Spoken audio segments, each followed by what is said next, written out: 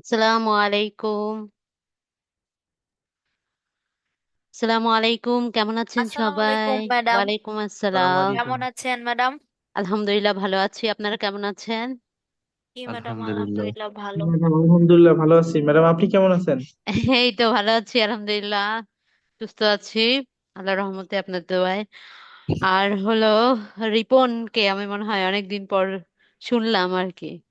না ম্যাডাম, গত ক্লাসে আমি ছিলাম, আমি প্রেজেন্ট ছিলাম। হ্যাঁ। কিন্তু দেখা যায় যে একটু মানে অফিস থেকে এসে আমি জয়েন করেছিলাম, তো হুম অনেকটা হুম উইকনেস লাগছিল। হুম কিন্তু হুম লাস্ট মোমেন্ট পর্যন্ত আমি কন্টিনিউ করতে পারিনি, যার কারণে ও আমি আসলে আচ্ছা। অফিসের প্রেশার অনেক বেশি না? হ্যাঁ, এখন একটু ম্যাডাম আমাদের যে অনেক কিছু ওয়েট সিজন চলতেছে, তো এখন অনেক বায়ার আসতেছে, অর্ডার বিভিন্ন আচ্ছা দেশ আচ্ছা। থেকে আসতেছে, তো ওই যে ওদেরকে প্রেজেন্ট করতে হয়, বিভিন্ন মেল, বিভিন্ন সবকিছু করতে হয়। দেখা যায় যে বাসায় এসে অনেক উইকনেস লাগে। তো হুম সেদিন হুম একটু হুম বেশি খারাপ লেগেছিল, যার কারণে লাস্ট মোমেন্ট পর্যন্ত আমি কন্টিনিউ করতে কন্টিনিউ পারেননি? করতে পারিনি। আচ্ছা আচ্ছা, বুঝতে পেরেছি। সমস্যা নাই, জব করেন, আপনাকে তো স্যালিউট। আপনি জব করেন, হ্যাঁ, সকাল থেকে সন্ধ্যা, তারপর এসে আবার ক্লাস রেগুলার অ্যাটেন্ড করা, এক্সিলেন্ট। আপনাকে তো গিফট করা উচিত আর কি। হ্যাঁ। অথচ অনেক স্টুডেন্ট আমি দেখি যাদের যারা শুধু পড়াশোনা করে, তারা একটা সুন্দর একটা সুযোগ পেয়েছে যে বাসায় বসে তারা একটা অনলাইনে জব প্রিপারেশন নিতে পারছে। অল্প পরিশ্রম করেই তারা বাসা থেকে চাকরি নিয়ে ফেলতে পারবে। তারপর ভর্তি হয় ঠিকই আমাদের গ্রুপে, কিন্তু দেখবেন যে প্লাস অনেক 50+ স্টুডেন্ট, তাই না? কিন্তু অ্যাট ক্লাস নেওয়ার সময় আমি পাই না। আর প্রতিদিন নতুন নতুন এক একটা করে নতুন আসে। মোহাম্মদ ইসলাম, আপনি মনে হয় আজকে নতুন মেবি। জি ম্যাম।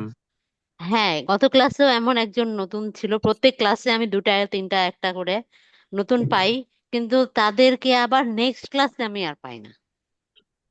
ও, বুঝি না কেন। আজকে আফিয়া, জান্নাত, আর আহ তারপরে আর কি জানো, আফিয়া ছিল, তারপরে কি যেন জান্নাত ছিল, রত্না। রত্না। হ্যাঁ, এরা রত্না কোথায়? আপু আজকে দেরিতে জয়েন করবে। আচ্ছা আচ্ছা। ও আচ্ছা, ঠিক আছে। আহ মোহাম্মদ ইসলাম, আপনি কবে ভর্তি হয়েছেন? এই তো আপনার সপ্তাহখানেক হলো, মানে একটু সময় মেনটেন করতে পারি নাই তো, হুম। এর জন্য ক্লাস করা হয় নাই।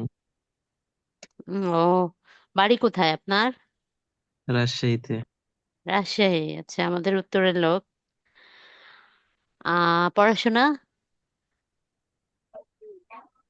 এই তো গ্রাজুয়েশন শেষ করলাম হুম এবারে। হুম। পাশাপাশি কিছু করেন? হ্যাঁ, আপনার একটা ফার্মে থাকা লাগে তো, সময় মেনটেন করা খুব টাফ হয়ে যায়। আচ্ছা আচ্ছা। বিজনেস টার্গেট কি, প্ল্যানিং মানে ফিউচার ভিশনটা কি? প্ল্যানিং চাকরি নে হচ্ছে নাকি জব, প্রধানত চাকরির জন্য নাকি প্ল্যান বিজনেস? প্ল্যান আছে প্রধান। বিজনেস ছোট থেকেই শুরু, এখন প্লাস আপনার জবের জন্য ট্রাই বেশি হচ্ছে। চাকরি করেন অলরেডি, মানে ওই ফার্ম বলতে আপনার নিজের হ্যাঁ করা হ্যাঁ, নাকি ফ্যামিলির? নি- আপনার আমার নিজেরই। হুম হুম। ও আচ্ছা, কিসের ফার্ম আপনার? ওই যে গাভী আছে না, গাভীর ফার্ম আছে। ও আচ্ছা আচ্ছা আচ্ছা, বুঝতে পারছি। ঠিক আছে, সমস্যা নাই। তার ম্যাডাম মানে আপনার, বর্তমান হ্যাঁ বলেন। বর্তমান সময়ে এখন যারা যারা জব করতেছেন বা ইন ফিউচারে জবে ইন করবেন, হ্যাঁ সবাই হ্যাঁ ম্যাডাম এখন একটা ব্যাকআপ খোঁজে যে সরকারি চাকরিটা কেন মানুষ আবার সার্চ করে, যে আমার কলিগ বা যারা আছেন আমার হ্যাঁ হ্যাঁ মতো। হ্যাঁ। তো আমি তাদের মধ্যে থেকে একটা আমি কি ওপিনিয়ন নিছি, হুম যে তাদের বিষয়টা হুম টেন্ডেন্সিটাই, হুম যে হুম দেখা যায় যে কর্পোরেট লেভেলে তারা একটা হ্যান্ডসাম স্যালারি পাচ্ছে। হুম দেখা হুম যায় যে যদি বলি আমরা যদি জয়েন করি এখন, তার থেকে ডাবল পাচ্ছে, হুম ডাবলের ডাবল। তো হুম তারপরে সরকারের প্রতি কেন উইকনেস? তো ওদের মধ্য থেকে একটাই চিন্তাধারা যে সরকারিতে একটু অপরচুনিটিস বেশি থাকে, টাইমটা বেশি পায়, ওই টাইমটা কি করতে পারবে? সে বিভিন্ন ভাবে প্রডিউস করে নিজেকে বিজনেস আরো একটা করতে কি পারবে, হ্যাঁ, বিজনেস করতে এক্সট্রা পারবে। কারিকুলাম কিছু করতে পারবে। হ্যাঁ, হ্যাঁ। তারপরে এখান থেকে একটা দেখা যায় যে আরো একটা ফ্যামিলিকে সময় দেওয়ার একটা টেন্ডেন্সি থাকে। আর কর্পোরেট লেভেলটা কি, আপনাকে অনেক কিছু পে করতেছে, অনেক কিছু, কিন্তু সময় দিবে না, না, আপনাকে সময়ের যথার্থটা বুঝে কর্পোরেট, নেবে। অবশ্যই কর্পোরেট জব মানে হচ্ছে আপনাকে প্রচুর অ্যাক্টিভ থাকতে হবে, হ্যাঁ, হ্যাঁ, প্রোডাক্টিভ থাকতে হবে, আপনাকে হ্যাঁ, হ্যাঁ। ইন্টেলেকচুয়াল হতে হবে কিন্তু আর সেখানে ইনোভেটিভ হতে আপনার হবে ম্যাডাম। অবশ্যই অবশ্যই, কারণ হচ্ছে যে প্রাইভেট কর্পোরেট জব বা প্রাইভেট সেক্টর জবগুলো হচ্ছে আপনার কম্পিটিটিভ জব, হ্যাঁ। হ্যাঁ। এখানে আপনার কাছ থেকে ওরা কি নতুন কিছু পাচ্ছে, এই হুম, নতুন হুম। কিছু যখন আপনি Yes. দিবেন, আপনি যখন প্রোডাক্টিভ থাকবেন, আপনি যখন অ্যাক্টিভ থাকবেন, ক্রিয়েটিভ থাকবেন, হুম, তখন আপনার প্রমোশন হবে, আপনি ভালো স্যালারি পাবেন। তার মানে আপনার দিন দুনিয়ার সমস্ত চিন্তা ভাবনা বাদ দিয়ে আপনি শুধু হুম, ওই কর্পোরেটের প্রতি ডেডিকেটেড থাকতে হবে এবং তাদেরকে হুম। নিয়েই শুধু চিন্তা করতে রাইট। হবে। আর হুম, এই হুম। জিনিসটা, প্রসেসটা আপনার ততদিন চলবে যতদিন আপনি মানে ফিজিক্যালি স্ট্রং আছেন, ফিট আছেন, বা হ্যাঁ, আপনি হ্যাঁ, হ্যাঁ। সিঙ্গেল আছেন। কিন্তু যখন আপনার ফ্যামিলি হচ্ছে, আপনার বাচ্চা হচ্ছে, তখন আপনাকে তাদেরকে সময় দিতে হবে, আপনার সংসারে সময় দিতে হবে। তখন দেখা যায় যে এই যে বিষয়টা, তখন মানুষের অনেক চাপ হয়ে যায়, মানুষ তখন ফ্যামিলিকে টাইম দিতে পারে না, আর ফ্যামিলিকে টাইম না দিলে সেই জায়গাটা গ্যাপ পড়ে আর সংসারে অনেক ঝামেলা হয়। তো সেই হ্যাঁ, হ্যাঁ। জায়গা থেকে হয় কি যে সরকারি চাকরিতে আপনার এত ইনোভেটিভ দরকার নাই, এত ক্রিয়েটিভ দরকার নাই, এত প্রোডাক্টিভ একবার পেলেই দরকার নাই। হয়েছে। আপনার হলো এখানে হয় কি যে, হ্যাঁ, তো এই বিষয়টার ক্ষেত্রে এখানে একটা একটা ব্যাপার আছে।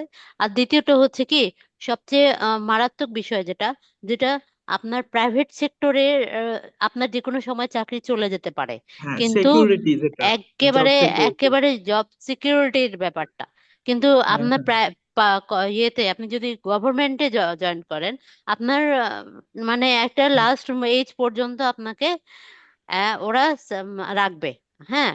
তো হ্যাঁ। এটা হচ্ছে আপনার একটা সিকিউরড জব। হুম, প্রথম হুম। ইনকারমেন্ট হচ্ছে আপনার এটা সিকিউরড জব, প্লাস হ্যাঁ। এখানে আপনার পরিশ্রম কম হচ্ছে এবং আপনার যে ওয়ার্কিং আওয়ারটা কম আছে, হ্যাঁ। তো এই হ্যাঁ। জায়গা থেকে আপনি সময় পাচ্ছেন, ফ্যামিলিকে টাইম দিবেন, এবং এই সময় বের করে আপনি বিজনেস করছেন বা অন্য কিছু করছেন, করতে পারবেন। এই জন্য মানুষের এই দিকের মানুষের ঝোঁক বেশি। হ্যাঁ। তারপরে আপনার বয়স শেষে তো আপনি একটা পেনশন বা একটা হুম। ফান্ড পাচ্ছেন। এটা লাইফ লাইফ সিকিউরিটি যদি বলি, তো ইন দ্য লাস্ট এই যে মোমেন্টে দেখা হচ্ছে যায়। একটা ব্যাপার, বুঝছেন যে হুম, আমাদের আমরা হচ্ছে সবচেয়ে বড় কথা কি যে আমাদের একটু রেস্ট অবশ্যই দরকার, একটা গ্যাপ দরকার।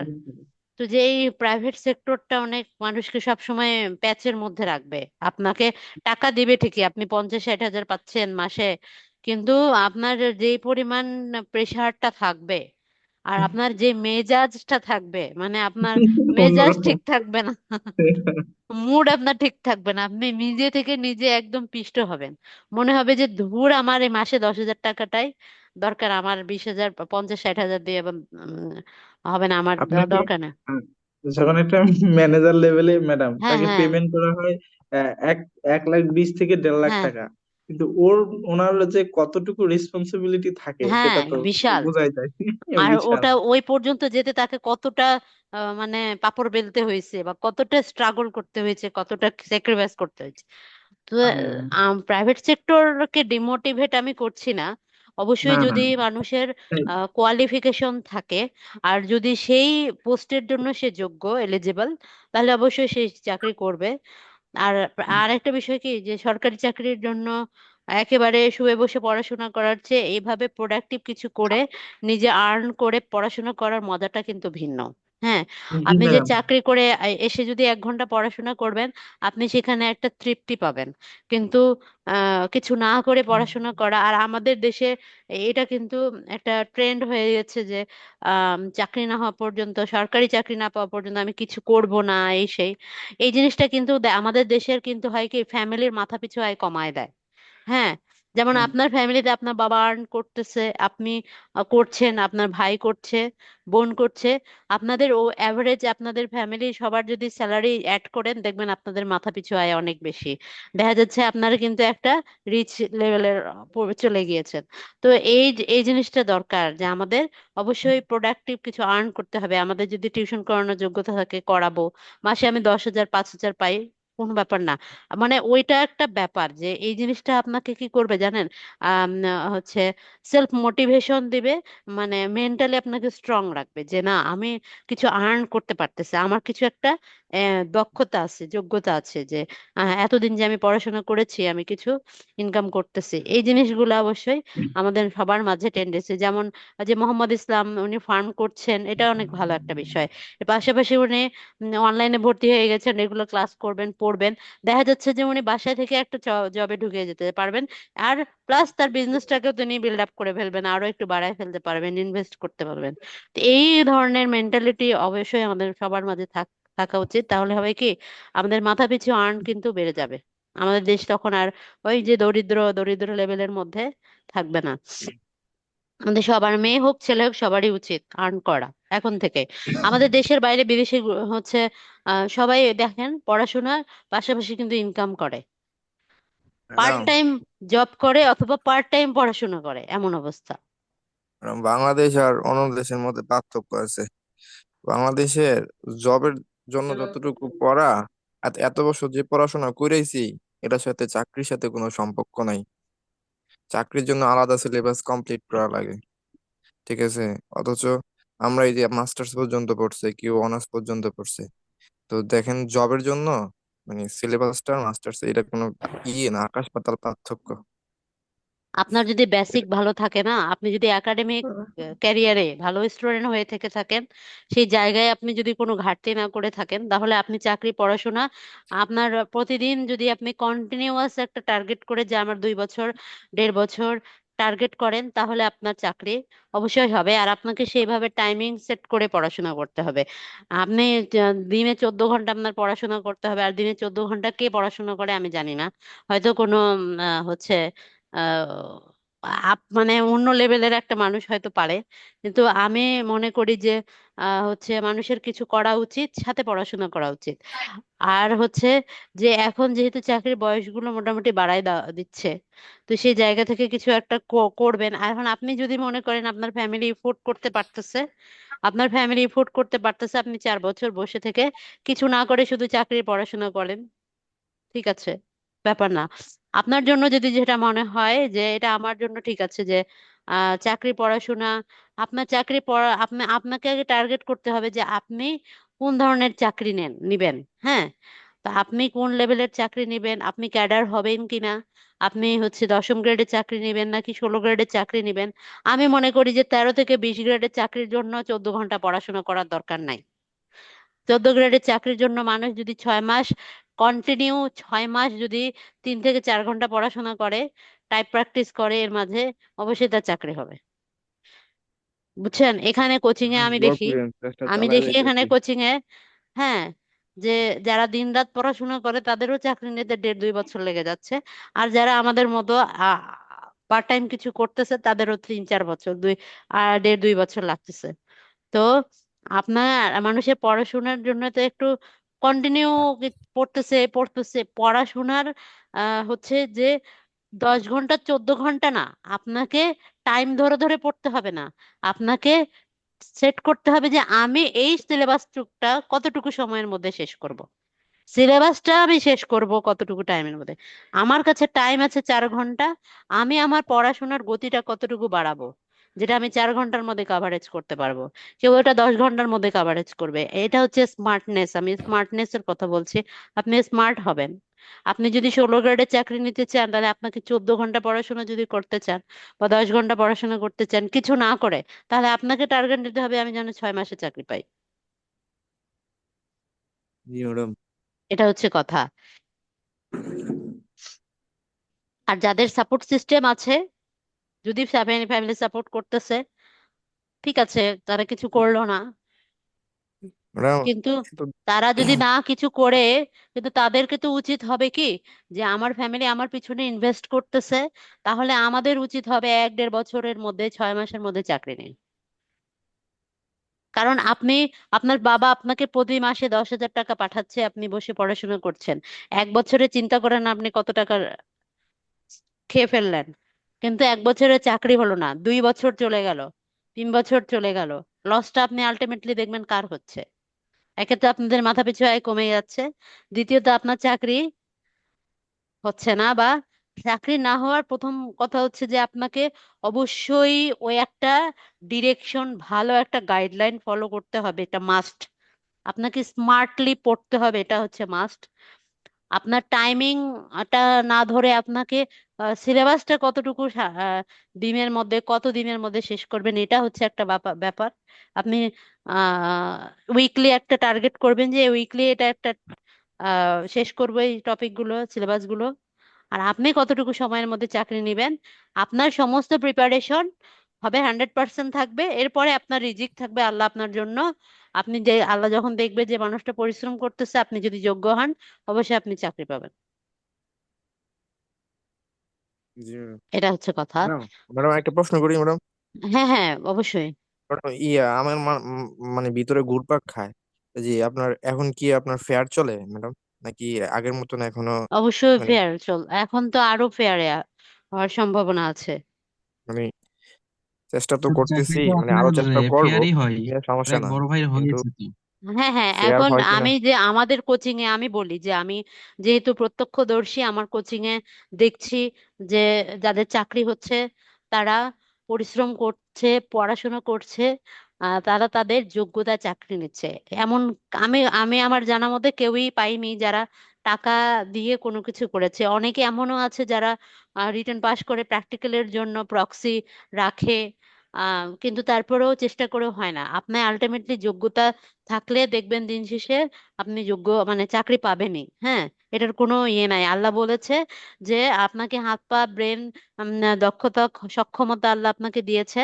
আপনি পরিশ্রম করেন, সঠিক গাইডলাইন ফলো করে, একটা কন্টিনিউয়াসলি একটা মানে একটা ধারাবাহিক ভাবে আপনি আগান, অবশ্যই দেখবেন যে আপনি রিটেন পাস করতেছেন, একটা সময় প্র্যাকটিক্যাল পাস করবেন, ভাইবা দিবেন, দিতে দিতে আপনি শিখবেন, অবশ্যই চাকরি হবে। কিন্তু আপনার ডেডিকেশনটা হচ্ছে ফার্স্ট প্রায়োরিটি।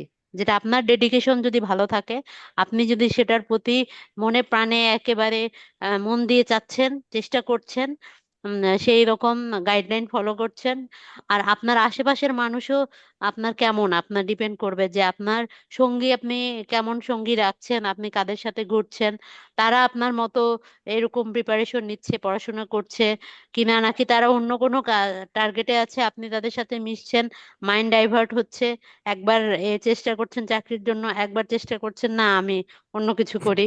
তো এইভাবে হবে না, আপনাকে আপনার ভিশনটার, লক্ষ্যটা ঠিক রাখতে হবে। আর আপনাকে সে অনুপাতে প্রথমে পরিশ্রম করতে হবে, খাটতে হবে। আপনি ভাত খাইতে চাইলে আপনাকে প্রথমে কি করতে হবে, আল্লাহ আপনার রিজিকে খাবার রাখবেন, তা আপনাকে কি করতে হবে, আল্লাহ তো আপনাকে আয়না দিবে না, এনে দিবে বলেন? জি না। আপনাকে বাজার করতে হবে, প্রথমে টাকা ইনকাম করতে হবে আপনাকে হালাল ভাবে। আল্লাহ বলেছেন না, আপনি হালাল ভাবে ইনকাম করবেন, আপনার হাত পা পরিশ্রম দিয়ে ইনকাম করবেন, আপনি বাজার করবেন, আনবেন, রাঁধবেন, তারপরে খাবেন। হ্যাঁ, খাইতে গেলে আপনাকে হাত হাত দিয়ে তুলে খেতে হবে। তো তখনই আপনার পেটটা ভরবে। তো এটা হচ্ছে আপনার কাজকর্ম, এই সমস্ত কিছু হচ্ছে আপনার কাজ। বাজার করাটা আপনার, রান্না করাটা আপনার, আর ফলাফলটা হচ্ছে রান্না করে খাবার যে রিজিকটা পেয়েছেন, বসে বিসমিল্লাহ বলে আলহামদুলিল্লাহ উঠে যাবেন, এটা হচ্ছে আপনার ফলাফল। তো পড়াশোনাও তেমনই, আপনি একটা টার্গেট করবেন, গাইডলাইন ফলো করবেন, কন্টিনিউয়াস সেভাবে পরিশ্রম করবেন, পড়বেন, ইনশাল্লাহ আপনার, কেউ তাড়াতাড়ি পায়, কেউ দেরিতে পায়, এটা একটা ব্যাপার আছে। কারণ সবাই সমানভাবে সেই শ্রমটা দিতে পারে না, সমানভাবে সবাই সেই ইন্টেলিজেন্ট হয় না। বা সবার ধারণ ক্ষমতা এক হয় না। হ্যাঁ, এইসব কিছুর পার্থক্যের কারণে মানুষের চাকরি পেতে কম বেশি দেরি হয়। আর যেটা লয়ালিটির কথা বললেন, যেটা হচ্ছে ফেয়ারের কথা বলেন, ফেয়ার ইন ফেয়ার কোনো কিছু না। যখন আনফেয়ার ছিল অনেক কিছু, তখনও অনেকের ফেয়ারে চাকরি হয়েছে। যদি মনে করেন 10 জনের মধ্যে 6 জনকে ফেয়ারে নিবে আর 4 জনকে ফেয়ারে নিচ্ছে না, তখন আপনি ওই 6 জনের মধ্যেও আপনি হন। ঠিক আছে, আপনি ওই 6 জনের তালিকায় থাকেন, 6 জনের কাতারে থাকেন। আপনি নেগেটিভ চিন্তা করবেন না কখনোই কোনো কিছুতে, যে আমি আপনি ধরেন একটা পরীক্ষা দিতে যাচ্ছেন, আপনি যদি চিন্তা করেন আমি রাস্তায় যাচ্ছি, আমি বাস পাবো, যদি না পাই টাইম মতো, আমি যদি যেতে না পারি, আমি যেতে পারবো কি না, এই ধরনের যদি চিন্তা ভাবনা করেন, তাহলে হবে না। আপনাকে হাতে সময় নিয়ে বের হতে হবে, বাস খুঁজতে হবে, বাসে উঠে তারপরে আপনি আপনার গন্তব্যে যাবেন। এটা হচ্ছে আপনার কাজ। বাকিটা ফলাফল দেখবেন আল্লাহ আপনাকে অটোমেটিক দিয়ে দিবে। এটা বিশ্বাস একটা ব্যাপার আছে, বিশ্বাস তো, বিশ্বাস রেখে কাজ করতে হবে, তাই না? বিশ্বাস বিশ্বাস করতে ম্যাডাম, হবে। হ্যাঁ, বলেন। কালকে আমাদের এই জেলা প্রশাসক কার্যালয়ে পরীক্ষা আছে, আপনার অফিস সহায়ক, হ্যাঁ। এখন ইংরেজি সাজেশনে মানে কোনো মানে আমি তো নতুন, আপনার 3 দিন ক্লাস করতেছি, আর অফিস এক দুদিন সহায়কের হচ্ছে ওই 16 গ্রেডেরই মতো সিলেবাস আর কি। অফিস সহায়কের কোশ্চেন আরো অনেক ইজি হয়। আর হচ্ছে পরীক্ষা আপনি এর আগে কয়টা দিয়েছেন, বা পরীক্ষা ম্যাডাম এর আগে প্রিপারেশন কতদিন ধরে নিচ্ছেন আপনি? এটা তো প্রায় আপনাদের বইগুলো পড়তেছে এই রমজানের পর থেকে, যে গত রমজান গেছে, এই রমজানের পর থেকে আচ্ছা, এই পর্যন্ত অনেকগুলা পরীক্ষা দিছি। আপনার স্কুলেও দিচ্ছি, বিভিন্ন জায়গায় দিছি, লিখিত ঠিকই দেখা গেছে, ভাই ভাই না, আবার মাঝে মাঝে লিখিত ঠিকই না, এরকম টানা হিসেবের মধ্যে আছি। আপনাকে হচ্ছে সিলেবাস গুছাতে হবে। প্রথমে বাংলা, অঙ্ক, ইংলিশ, সাধারণ জ্ঞানের সিলেবাস গুছায় নিয়ে আপনাকে টপিক ধরে ধরে টপিক শেষ করতে হবে। প্রিভিয়াস কোশ্চেনগুলো রিভাইজ দিতে হবে, রেগুলার লিখতে হবে, রিভাইজ দিতে হবে। এভাবেই আপনার প্রিপারেশন নেওয়া হবে। আর পরীক্ষায় ওই টপিক ওয়াইজ, আপনি যদি 16 গ্রেডের কথা বলেন, 13 গ্রেডের কথা বলেন, ষাটলিপি কাম কম্পিউটার অপারেটর অথবা অফিস সহায়ক, সবার কোশ্চেন প্যাটার্ন মোটামুটি এক থেকে। অফিস সহায়কের আরো ইজিই থাকে, কিন্তু অফিস সহায়কের চাকরি পাওয়াটা অনেক অনেক বেশি কম্পিটিটিভ হয়ে যায়, কারণ কোশ্চেন অনেক ইজি থাকে। 40 পাওয়ার মানে ক্যান্ডিডেটের সংখ্যায় মনে করেন যে অনেকজন হয়ে যায়। ম্যাডাম নিব 10 জন, তো হুম, আবেদন করছে 1500। কোন সমস্যা এটা কোনো নাই। কথা? আপনি হচ্ছে আমাদের যে জব কেয়ারের বই আছে, এই বইগুলা আপনাকে ধরে ধরে শেষ করতে হবে A to Z। আর রেগুলার রিভিশনের মধ্যে থাকতে হবে। পরীক্ষা দিবেন, দেখবেন অটোমেটিক যত আপনার রিভিশন যত ভালো হবে, টপিক গুলো যত ভালো করে শেষ করবেন, যত শেষ করা হবে, ততই আপনি পরীক্ষায় কমন পাবেন। আর মোস্ট রিসেন্ট যে প্রিভিয়াস কোয়েশ্চেন গুলো আছে এগুলো পড়বেন। তাহলে আপনি আরো ভালো আপনার ধারণা হবে কোয়েশ্চেন প্যাটার্ন সম্পর্কে। আর জি পরীক্ষা তো দিচ্ছেন ইনশাল্লাহ। হ্যাঁ, যে আপনি আপনার চাকরি এটাই নিতে হবে, এই চাকরিটাই আপনার, এই ধারণা নিয়ে আপনি পরীক্ষা দিতে যাবেন না। আপনি আপনার সততা এবং সর্বোচ্চ পরিশ্রম যা করেছেন এবং যতটুকু জ্ঞান অর্জন করেছেন, সমস্তটা নিয়ে সততার সাথে যাবেন, পরীক্ষা দিয়ে আসবেন, দিয়ে আসবেন, লিখে আসবেন, যতটুকু কমন পান, এভাবেই দেখবেন যে আপনার চাকরি হবে। কিন্তু ওকে। ওইটাই পাইতে হবে, ওইটাই আমার নেয়া লাগবে, এই ধরনের টেন্ডেন্সি নিলে দেখবেন যে মিস হচ্ছে। ঠিক আছে। জি ম্যাম। আচ্ছা, অনেক কথা বললাম আপনাদেরকে, ম্যাম আপনার অনেক ভাইবাটা বোর শেয়ার করলাম, করলে ভালো হয়। বিরক্ত হচ্ছেন আপনারা হয়তো। না না না। না যাই না, হোক, ম্যাম আপনার ভাইবাটা শেয়ার করলে ভালো হয়। আমার ভাইবা এখনো হয়নি। আপনি বললেন না ভাইবা দিছেন। ম্যাডাম ম্যাডাম আরেকটা প্রশ্ন ম্যাডাম। হ্যাঁ হ্যাঁ, আমি ভাইবা দিইনি, কালকে আমার প্রশ্নটা ভাইবা। ম্যাডাম কিসে ভাইবা দিতেছেন? ওই বিটিভিতে হচ্ছে অ্যাসিস্ট্যান্ট অ্যাকাউন্টেন্ট আর কি। ও আহ, আচ্ছা। হ্যাঁ, এই ভাইবা গুলো পেন্ডিং। আর আর একটা ভাইবা আছে পানি উন্নয়ন বোর্ডের, ওটা হচ্ছে ঊর্ধ্বতন হিসাব সহকারী, মানে আমার ডিপার্টমেন্টের পোস্ট আর কি। ও তো ওটাও পেন্ডিং ম্যাডাম, আছে। হ্যাঁ। কথা হচ্ছে তো, আমি তো মনে করেন মাস্টার্সে পড়তেছি, বুঝছেন।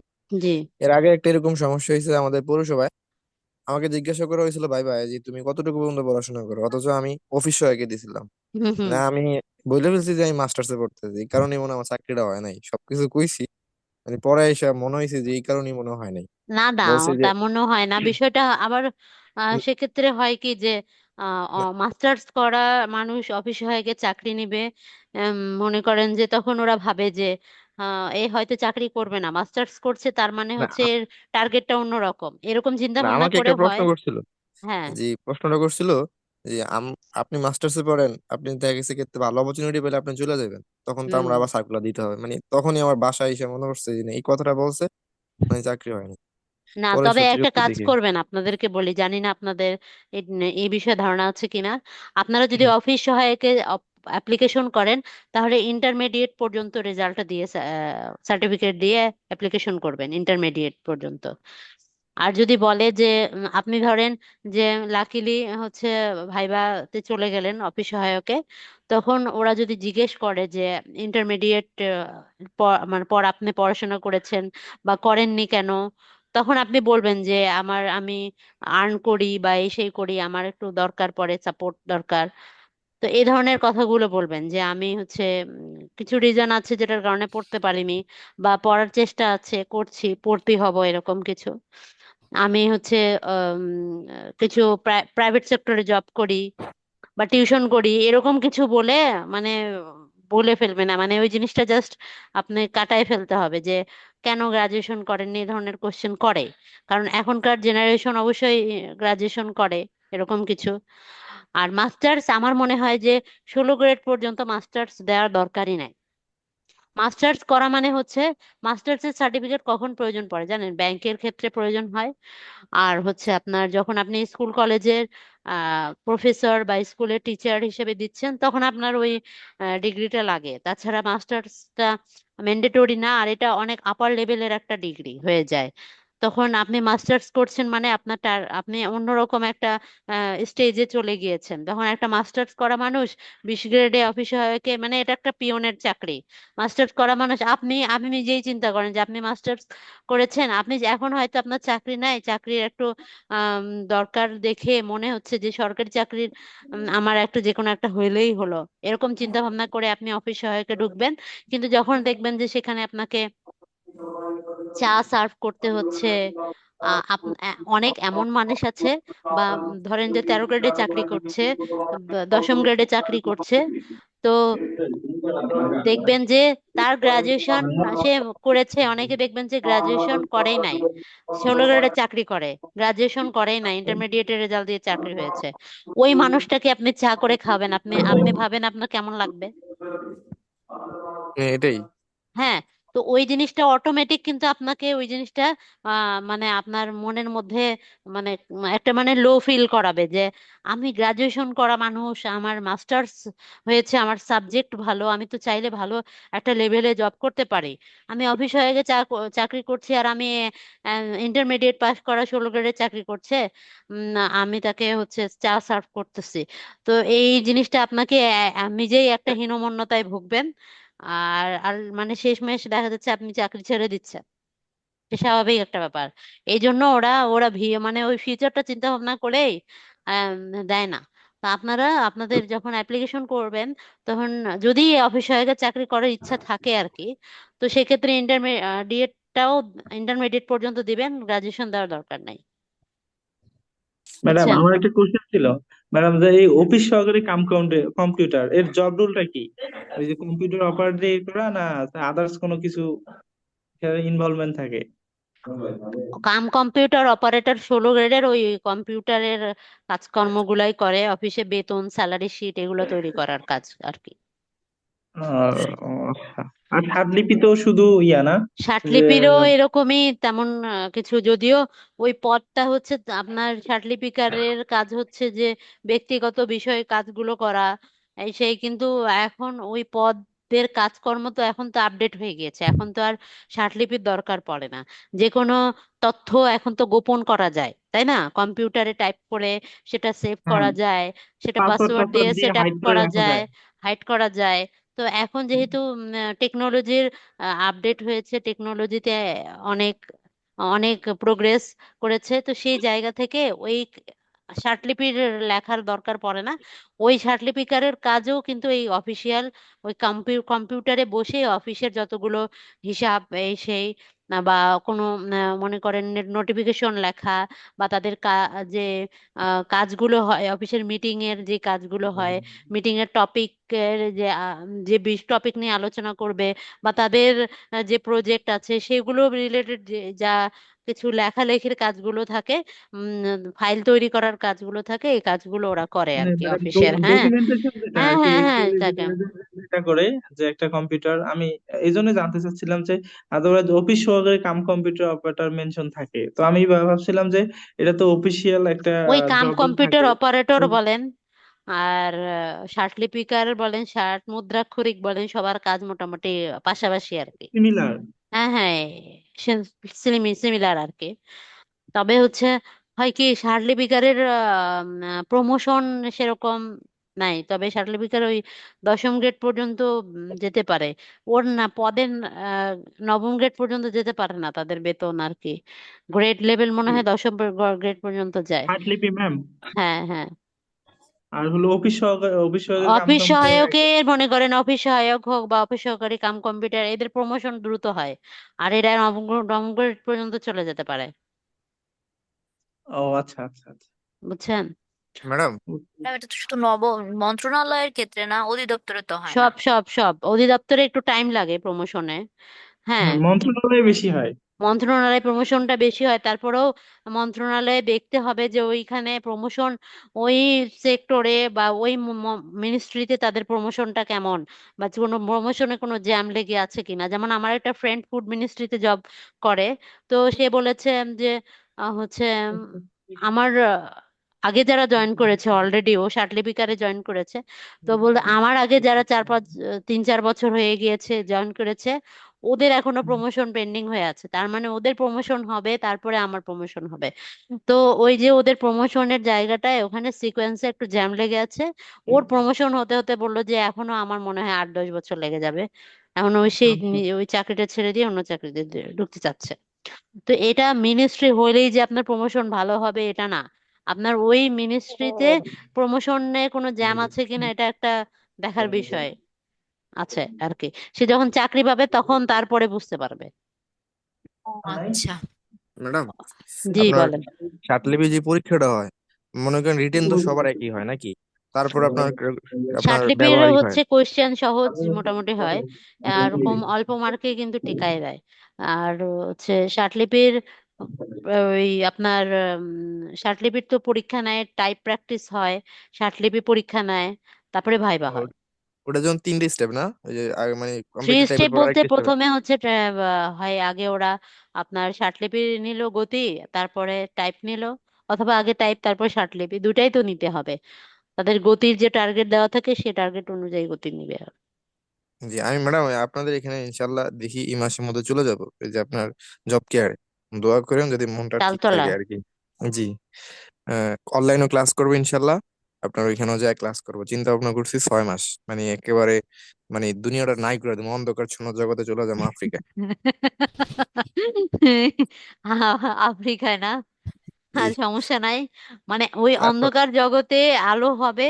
আপনি হচ্ছে পড়াশোনাটা কোন সিকোয়েন্সে পড়বেন, ঠিক আছে? আমি আপনাদেরকে বারবার বলি, আপনারা স্মার্টলি পড়াশোনা করেন। আপনাদের 24 ঘন্টা পড়াশোনা করতে হবে। আপনি 8 ঘন্টা ঘুমাবেন, টাইম মতো খাওয়া দাওয়া করবেন, 5 ওয়াক্ত নামাজ পড়বেন, মাঝে মাঝে বিকালে বা সন্ধ্যার দিকে একটু হাঁটবেন, আপনার রিফ্রেশমেন্টের দরকার আছে। আপনার সব করবেন। আপনি দিনে 4-6-7 ঘন্টা পড়েন, কিন্তু আপনি ইফেক্টিভলি পড়বেন আর ওই কন্টিনিউ পড়বেন। এটা হচ্ছে আপনার জি কাজ। আপনি এইভাবে একটু ফলো করে পড়াশোনা করবেন, আপনার অন্ধকার জগৎ যাওয়ার দরকার নাই। হ্যাঁ, আপনার ভিশনটা ঠিক রাখবেন আর মানে লক্ষ্য ঠিক থাকবে। আপনাকে আগে ঠিক করতে হবে যে আপনি কোন গ্রেডের চাকরি নেবেন, কি চাকরি নেবেন। ম্যাডাম, এটা এখন হচ্ছে কি এখন। সাটলিপিতে ম্যাডাম ক্লাস করবো, মানে আমি মানে এটা আপনি বলতাম যদি আর কি। ষাটলিপি পদে মনে করেন, ষাটলিপিকার মানে ষাট মুদ্রাক্ষরিক বা ষাটলিপিকার যেটা পদ আছে, যে 13 গ্রেডের একটা 14 গ্রেডের আছে, তো এই পদের চাকরি নিতে গেলে তো অবশ্যই আপনাকে ষাটলিপি জানতে হবে। আর আপনার টাইপের গতি 25-30 থাকতে হবে। জি, রাজ্জাক স্যার নামে একজন স্যার ছিল, মানে ওনার সাথে আমি আছে, আজকে উনি যোগাযোগ করছি। বাংলা ক্লাস নেয় উনি। মানে ওনার সাথে আজকে যোগাযোগ করছি, ওনার মেসি উঠবো, মানে ওনার সাথে কথাবার্তা হয়েছে আর কি। হুম, হুম। যে এরকম, আচ্ছা। দোয়া করেন। আল্লাহ দিকে নেয়, সমস্যা মানে নাই, এটা একটা আপনি হলো টার্গেট। আসেন। হ্যাঁ, আপনি হলো ষাটলিপি টার্গেট করলে আপনার 6 মাস না, আপনার তো 6 মাস লাগবে ষাটলিপি শিখতে, আরো বেশি সময় লাগে। হ্যাঁ, জি। প্রাইমারি ব্যাচ যেটা আছে সেই লেভেলটা মনে হয় 1.5-2 মাস লাগে। এরপরে হচ্ছে মিডল ব্যাচ আছে, তারপরে সিনিয়র ব্যাচ আছে। তো 3 ধাপে আপনার 2 মাস 3 মাস করে লাগলেও আপনার 6-7 মাস লাগবে। তার সাথে আপনার রিটেন পড়তে হবে আর আপনার টাইপ লাগবে। আমি আপনাকে বলি, আপনি 6 মাসের চিন্তা ভাবনা করবেন না। আপনার মানে সর্বোচ্চ আপনাকে 1 বছর রাখতে হবে। এক হুম। বছর ছাড়া সম্ভব না, 6 মাস অনেক টাফ ম্যাডাম, হয়ে যায়। মেয়েদের জন্য কি আছে ম্যাথস? ছেলেদেরটা শুনছি মানে ওই স্যারের ইয়েতে, কিন্তু মেয়েদেরটাও কি আছে এরকম? হ্যাঁ হ্যাঁ, মেয়েদের ম্যাথস বলতে মেয়েদের হোস্টেল আছে, আর এখানে অনেকে সাবলেটে থাকে, কোয়ার্টার আছে না না, পাশে। সেটা বলতেছি আমি যে এখানে যে স্যার রাজ্জাক স্যার যেটা শুরু করছে সেখানে তো উনার গাইডলাইন মানে ইয়েতে করবে, মেসে যারা থাকবে ওরকম মেয়েদের জন্য কি আছে ওরকম? এটা কম জিজ্ঞেস ও করতেছি। আচ্ছা আচ্ছা, রাজ্জাক স্যার কি ম্যাথস ভাড়া মানে ম্যাথস তৈরি ম্যাথস করেছে বা মানে নিজেরা? স্যার এটা এরকম শুরু করছে যে মানে উনাদের গাইডলাইনে যারা থাকবেন তারা উনাদের গাইডলাইনে পড়াশোনা করবেন, চাকরির জন্য ট্রাই করবেন। ও আচ্ছা আচ্ছা, মেয়েদের জন্য তো এরকম ওনারা কোনো ম্যাথস করেনি। এখন স্যারের সাথে কথা বলে বুঝতে হবে যে আসলে ওনারা কোন কি ধরনের উদ্যোগ নিচ্ছেন, মেয়েদের ক্ষেত্রেও কোনো উদ্যোগ আছে কি না। আর আপাতত মেয়েদের জন্য নাই আর কি। ও আচ্ছা, হ্যাঁ, তাহলে ওইখানে ছেলেরা যারা আমাদের ম্যাডাম জব থাকে কেয়ারের তাহলে তারা কি মেস, করে? তারা শোনেন কি আমার কথা বলে, যে আপনাকে ওই মেসে আপনি উঠবেন, আপনাকে স্যার সারাদিন স্যার কি আপনাকে গাইডলাইন করার জন্য বসে থাকবে? আপনি পড়াশোনা করছেন কিনা আপনাকে স্যার কি সারাদিন দেখবে? আপনি বলেন। না, সেটা তো দেখবেই না। স্যার হচ্ছে জব করে, জব করার শেষে স্যারের ফ্যামিলি আছে, বাচ্চা আছে, বউ আছে, ফ্যামিলিকে টাইম দিতে হবে। স্যার এখানে আসবে, ক্লাস করায় অনলাইন ইয়াতে অফলাইনে সরাসরি, সিনিয়র ব্যাচে পরীক্ষা টরীক্ষা নেয়। তো এখানে শেষ করে অফিস শেষ করে বাসায় যেতে যেতে ওনার জানি না কত সময় হয়। এরপরে আপনাকে তারা গাইডলাইন দিবে, আপনার ওই মেন্টালিটি না নিয়ে আপনাকে টার্গেট করতে হবে যে আপনি যে কোচিং এ আসতেছেন, এই কোচিং এ আপনার বাংলা, অঙ্ক, ইংলিশ, সাধারণ জ্ঞানের 4টা ক্লাস হয়। আপনার সেই শিডিউল অনুযায়ী অনুযায়ী ক্লাস করবেন। তারপরে ষাটলিপির ব্যাচ আছে, ব্যাচে ভর্তি হবেন, আপনি কন্টিনিউ করবেন। আর এখানে টাইপের জন্য আমাদের ল্যাব আছে, আপনারা টাইম মতো ল্যাবে প্র্যাকটিস করবেন।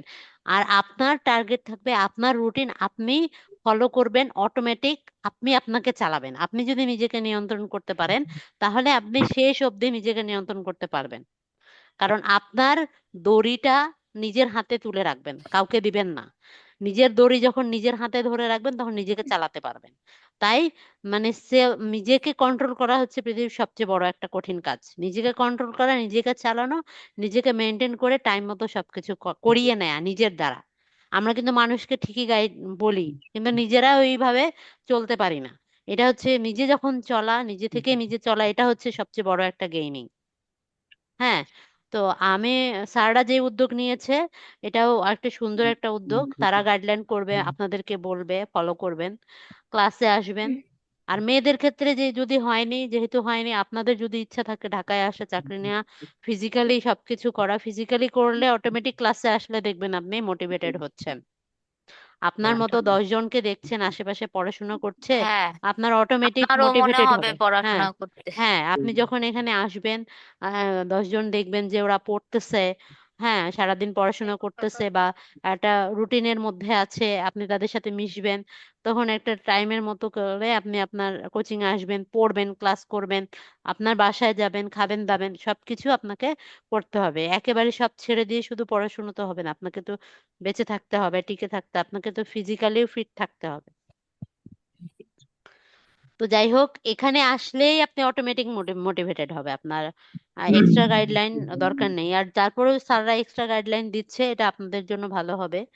হ্যাঁ, অনেকেই যারা আছেন, যারা অনেক কিছু বিষয়ে জানেন না, তারা এক্সট্রা ভাবে স্যারদের কাছ থেকে পার্সোনালি জেনে নিতে পারবেন। ওটা রাজ্জাক স্যার আপনার হোস্টে ওই মেসে থাকলেও স্যাররা বলবে, আর না থাকলেও আপনাদেরকে স্যাররা কিন্তু এমনিতেই ইনফ্লুয়েন্স করে। স্যাররা অনেক বিষয়ে হচ্ছে তারা বলে, যারা যে বিষয়ে প্রবলেম থাকে স্যাররা বলে দেয়, হেল্প করে, সমস্যা নাই।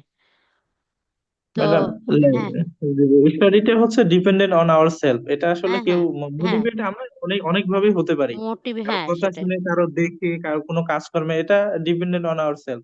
সো হুম আমাদের বেসিক্যালি আমাদেরকে বিল্ড আপ করতে হবে আমাদের নিজেতে থেকেই। এট এ ফার্স্ট আমাদের এম ফিক্স করতে হবে, দেন হুম ওই হুম ওইটাকে ফুলফিল আপ করার জন্য, হুম রিচ হুম করার হুম জন্য আমাদের রাইট ওয়েতে আমাদেরকেই পদার্পণ করতে হবে। কন্টিনিউ আমাদেরকে খাটতে হবে, এটাই হ্যাঁ, হচ্ছে কথা। সেটা সেটা যে আমি যদি হ্যাঁ হ্যাঁ ঢাকার মধ্যে ওটাই থাকি বা ঢাকার বাইরে থাকি কেন, এটা নো প্রবলেম।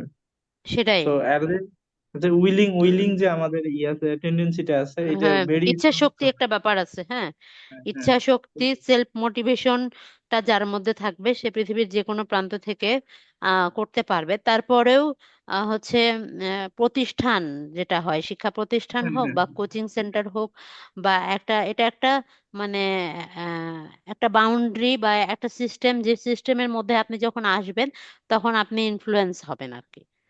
দিস হ্যাঁ ইজ দিস ইজ ইউজফুল। হ্যাঁ কি আপনার বলবো, এটা দিস হবে ইজ কি আপনার ইউজফুল ফর গতিটা আস। আরো বাড়ায় দেবে আর কি। হ্যাঁ, হ্যাঁ, হ্যাঁ। তো ম্যাডাম, আজকে আমাদের প্রিপোজিশন যে একটা ক্লাস ছিল ম্যাডাম, এটা একটু হ্যাঁ হ্যাঁ আপনি আমি একটু বলতে প্রিপোজিশন চাইতেন। ক্লাস হ্যাঁ, করাবো, প্লাস পড়াও নেব। এখন আপনারা বলেন আগে পড়া নেব না প্রিপোজিশন ক্লাস করাবো? আপনি ম্যাডাম আমাদেরকে পড়াটা ধরে নেন, পড়াটা শেষ করে আমরা আমাদের ক্লাসে ব্যাক করব।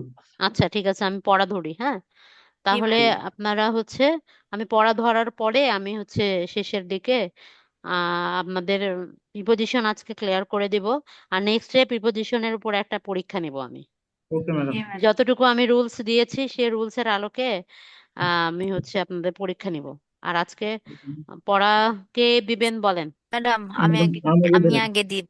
আচ্ছা দিব ঠিক ম্যাডাম, আছে। কিন্তু ঠিক আছে, কথা ঠিক আছে, আমার একটু শুনবেন হুম প্লিজ। ঠিক আছে। ম্যাডাম আমি শুধু আজকে ইডিয়মটা পড়া দিব, কারণ হচ্ছে ম্যাডাম আমি গত এই সপ্তাহ যাবৎ পুরোপুরি অসুস্থ, একটা ক্লাসও করি নাই, আমার অপারেশন হয়েছে ম্যাডাম। ও আচ্ছা ম্যাডাম, ঠিক আছে। আমি সেদিন ক্লাস আজকে আমার করতেছিলাম, শেষ পায়েও পর্যন্ত কারেন্ট মানে চলে গেছে। ব্যান্ডেজ, এখনো ব্যান্ডেজ। আমি একটা পড়া সম্পূর্ণ দিব, ইডিয়ম পুরাটাই আমি পড়া দেবো ইনশাল্লাহ। আচ্ছা ঠিক আছে। 700 ইডিয়ম হচ্ছে 711 থেকে 11 730 থেকে, পর্যন্ত হ্যাঁ ছিলেন। 711 থেকে 759 লেখা যায়। 30 তো ছিল। 59 পর্যন্ত, 711 থেকে 759 759 পর্যন্ত পর্যন্ত দেওয়া। একদম ফিনিশ। আজকে ম্যাডাম ফিনিশ হবে। আচ্ছা ঠিক আছে। দ্য বিল অফ ফেয়ার বলেন। The bill of fare. খাদ্য তালিকা। খাদ্য তালিকা। হ্যাঁ আচ্ছা। The Elysian fields. স্বর্গ, হ্যাঁ। The ring test. মানে হচ্ছে গর্ভজাত শিশুর লিঙ্গ পরীক্ষা। হ্যাঁ। The three R's. প্রাথমিক শিক্ষা। Through and through. জি ম্যাডাম। Through and through. কথা পুরোপুরি। পুরোপুরি। তারপরে হচ্ছে থ্রু ফায়ার অ্যান্ড ওয়াটার। প্রতিকূলতার মধ্য দিয়ে। প্রতিকূলতার মধ্য দিয়ে। আচ্ছা। Tit for tat. ইট ইট মারলে পাটকেলটি খেতে হয়। হুম। To a man. To to a man, মানে হচ্ছে কথা রাখে এমন। সর্বসম্মতভাবে। ও সরি সরি, সর্বসম্মতভাবে। হুম। বা নির্বিশেষে। আচ্ছা। To the backbone. হাড়ে হাড়ে। To the Encourage, augment, point. To the point, সঠিক। To the utmost. যথাসাধ্য। Tooth and nail. প্রাণপণে। Touch down. ভূমি স্পর্শ করে। True to word. True to word, কথা হুম রাখে এমন। Very good. Tune up. জি। Tune up. সুর মেলানো, টার্ন আ ব্লাইন্ড আই। মানে হচ্ছে ইচ্ছা করে না দেখা। হ্যাঁ ইচ্ছা করে, ইচ্ছাকৃতভাবে উপেক্ষা করা। উপেক্ষা করা। Turn a deaf ear. কর্ণপাত না করা। Turn against. কোনো কিছুর বিরুদ্ধে বিদ্রোহ করা। Turn in. জি। Turn in. মানে হচ্ছে ভিতরে প্রবেশ করা। Turn off. বন্ধ করে দেয়া। Turn tail. পালিয়ে যাওয়া। Turn up. বাড়ানো। Under a cloud. সন্দেহের শিকার। Under one's very eyes. চোখের সামনে। Up to the mark. আদর্শবান। Verbose speech. বাগাড়ম্বরপূর্ণ বক্তৃতা, বক্তব্য। ভাইস ভার্সা, বিপরীত ভাবে। void of, ভয়েড অফ, হুম, শূন্য, vulnerable, অরক্ষিত, ways and means, উপায়, well and woe, সুখ ও দুঃখ, well up, ওয়েল আপ, সুপণ্ডিত, well to do, সচ্ছল, well of a time, আকর্ষণীয় সময়। what with,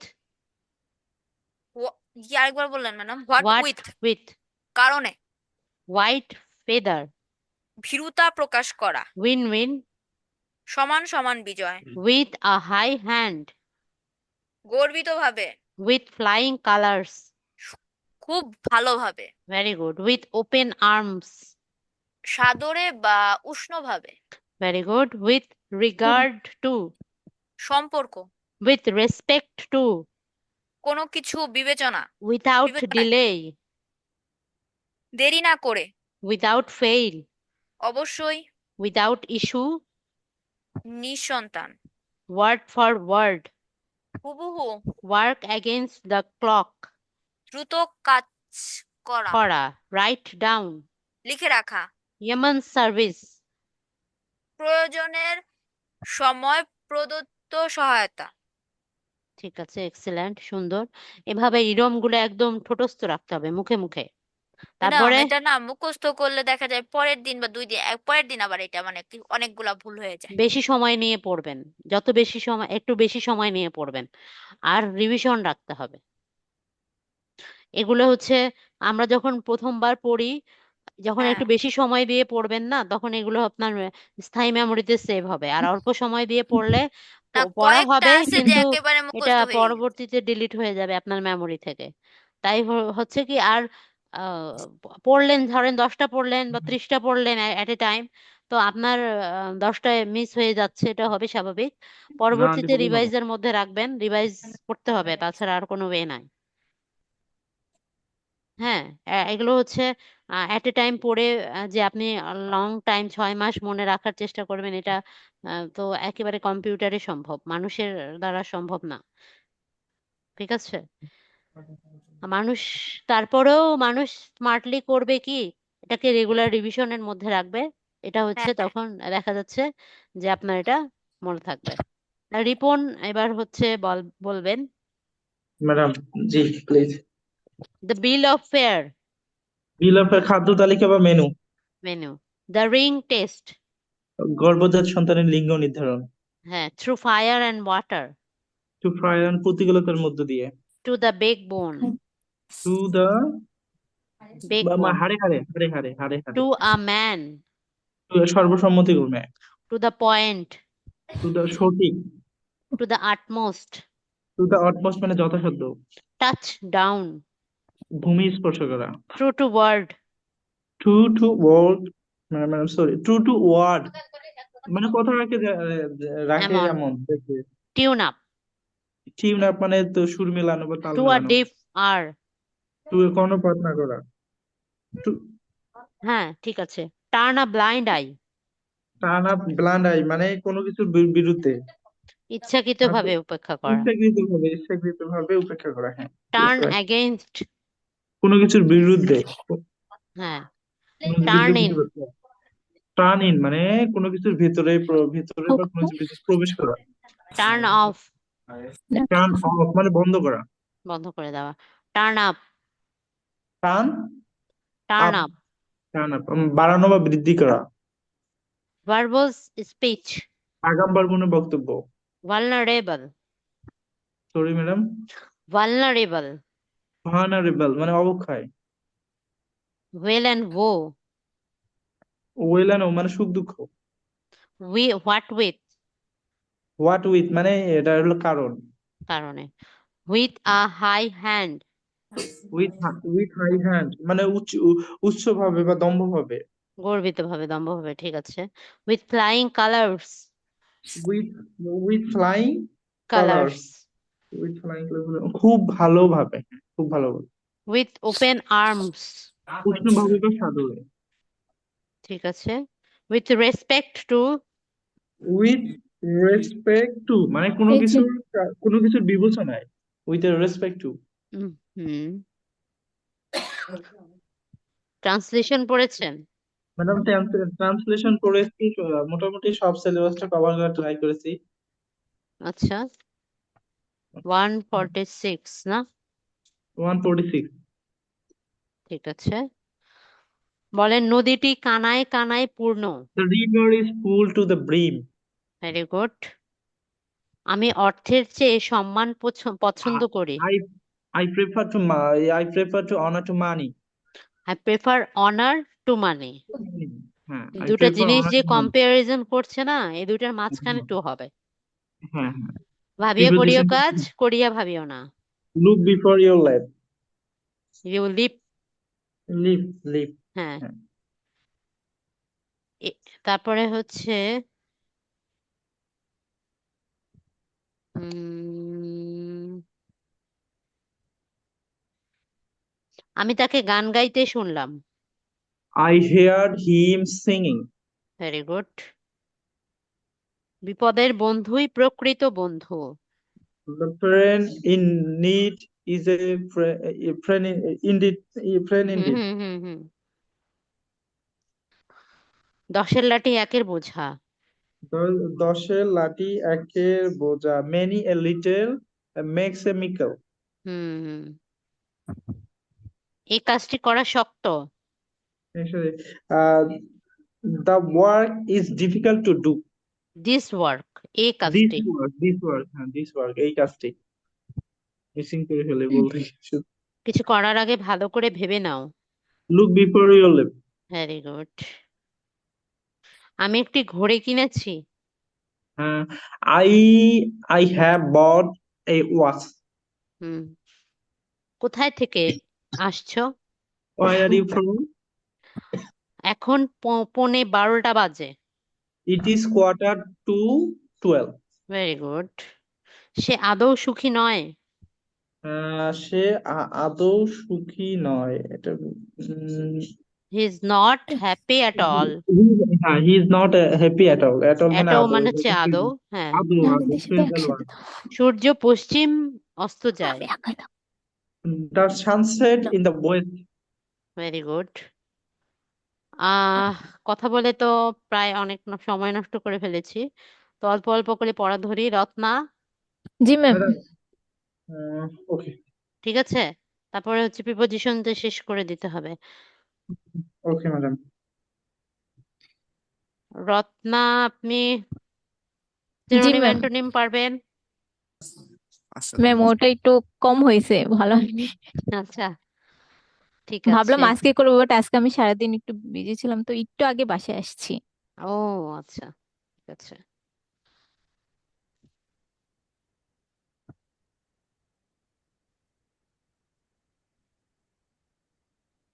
ইরম বলেন। জি ম্যাম।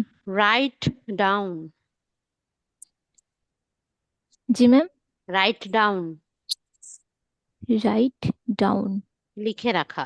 রাইট ডাউন মানে লিখে লিখে লিখে রাখা। লিখে। রাখি। হ্যাঁ। Work against the clock. দ্রুত কাজ করা।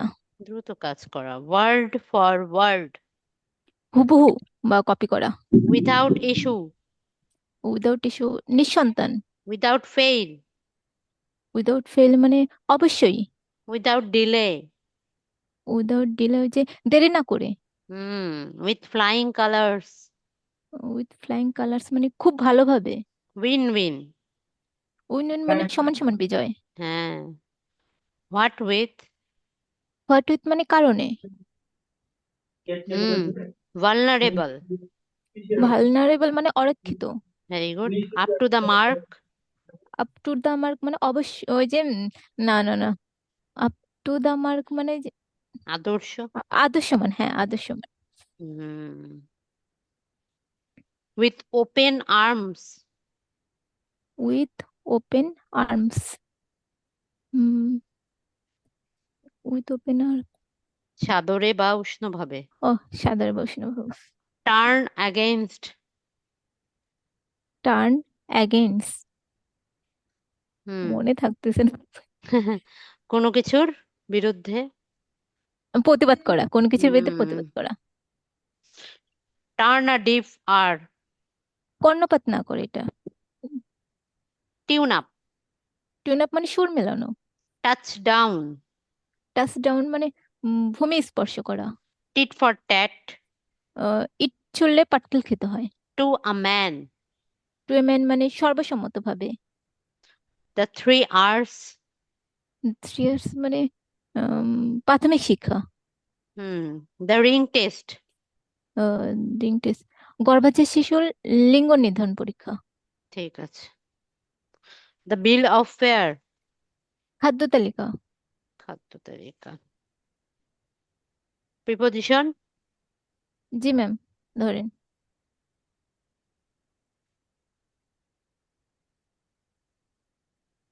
201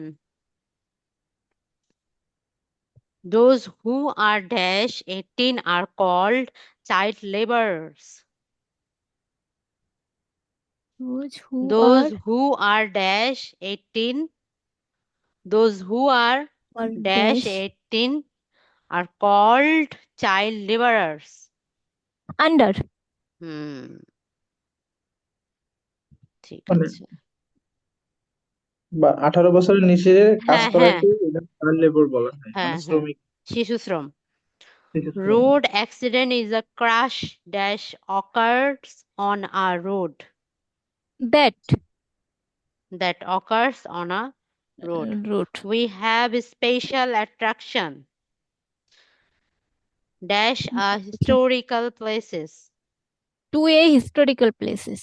very good the man was accused dash murderer of murder. hmm.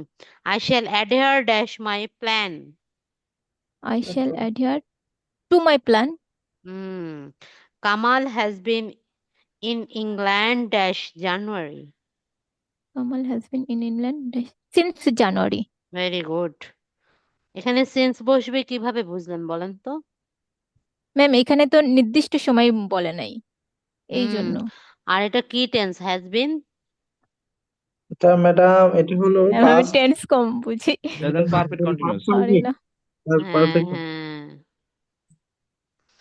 Kamal past তাই পারফেক্ট না কন্টিনিউয়াস, হ্যাজ বিন আছে ম্যাডাম, মানে দেখা যায় প্রেজেন্ট পারফেক্ট কন্টিনিউয়াস। কন্টিনিউয়াস মানে কোনো একটা কাজ একটা সময়ে শুরু হয়েছে শুরু হচ্ছে, এবং এখন অবধি চলছে শেষ হয়নি চলছে, তো ফলপ্রসূ ম্যাম কামাল টেন্সের ক্লাস হ্যাঁ কবে নেবেন আবার? হ্যাঁ টেন্সের ক্লাস আপনারা যখন বলবেন তখন নিব সমস্যা নাই ম্যাম নিয়ে নামুন না, পারি না এটা, বুঝি না। ড্যাশ জানুয়ারি সিন সিন্স মানে জানুয়ারি। জানুয়ারি আমি বলেছিলাম যে একটা ডিউরেশন অফ টাইম যদি বলে যে শুরু থেকে শেষ শেষের হ্যাঁ, সময় একটা ও মানে পুরো একটা কাজ আপনি করেছেন একটা পুরো ওভারঅল একটা টাইম বোঝাচ্ছে যেমন সে ইংল্যান্ডে ছিল কত বছর ধরে ছিল 4 বছর 2 বছর, 5 4 বছর বছর, 5 বছর, 10 4 বছর। বছর যদি এরকম কম ফল হয় হবে। তাহলে ফর বসবে কিন্তু তিনি ইংল্যান্ডে জানুয়ারি থেকে থাকা শুরু করেছেন কিন্তু এখনো আছেন শেষ নির্দিষ্ট কতটুকু সময় বোঝে না। হ্যাঁ বোঝাচ্ছে না তাহলে সিন্স হবে সিন্স ফরের রুলস বলেছিলাম এটা জি ম্যাম। জি সিন্স ম্যাম। আপনার এটা প্রিপোজিশন হিসেবে কাজ করছে আর আপনি যদি সিন্স ফরে কনফিউজড হন সেক্ষেত্রে আপনার এখানে টেন্সে কিন্তু শেখার বিষয় আছে এটা কিন্তু present perfect perfect continuous tense আর মানে অ্যাট এ টাইম আপনি দুইটা জিনিস শিখবেন এটা আপনার ধরেন ট্রান্সলেশনেও চলে আসতে পারে আপনার ফিল ইন দ্য গ্যাপসে চলে আসতে পারে রাইট ফর্ম অফ ভার্বে চলে আসতে পারে ঠিক আছে ধরেন এই পুরো সেন্টেন্সটা দিল কিন্তু এখানে ভার্বে ভার্বে এখানে গ্যাপ রেখেছে তখন আপনি কোন টেন্স ইউজ করবেন এটা হচ্ছে তখন ব্যাপার হ্যাঁ, হ্যাঁ প্যাটার্নটা আপনি এই ওয়ার্কশপ প্রেজেন্ট সিন্সটা পারফেক্ট দেখে বুঝতে কন্টিনিউয়াস টেন্স। পারবেন যে সিন্স একটা সময় বোঝাচ্ছে এবং কাজ শুরুর সময় বোঝাচ্ছে তার মানে এটা প্রেজেন্ট পারফেক্ট কন্টিনিউয়াস টেন্স হবে জি ma'am. the children were entrusted dash care of their parents BCS এর কোশ্চেন দ্য চিলড্রেন ওয়ার, তারপর কি বললেন ma'am? the children were entrusted dash interest, to দাঁড়ান, টু হ্যাঁ, ইন্টারেস্টেড টু কেয়ার অফ, লেগে থাকা,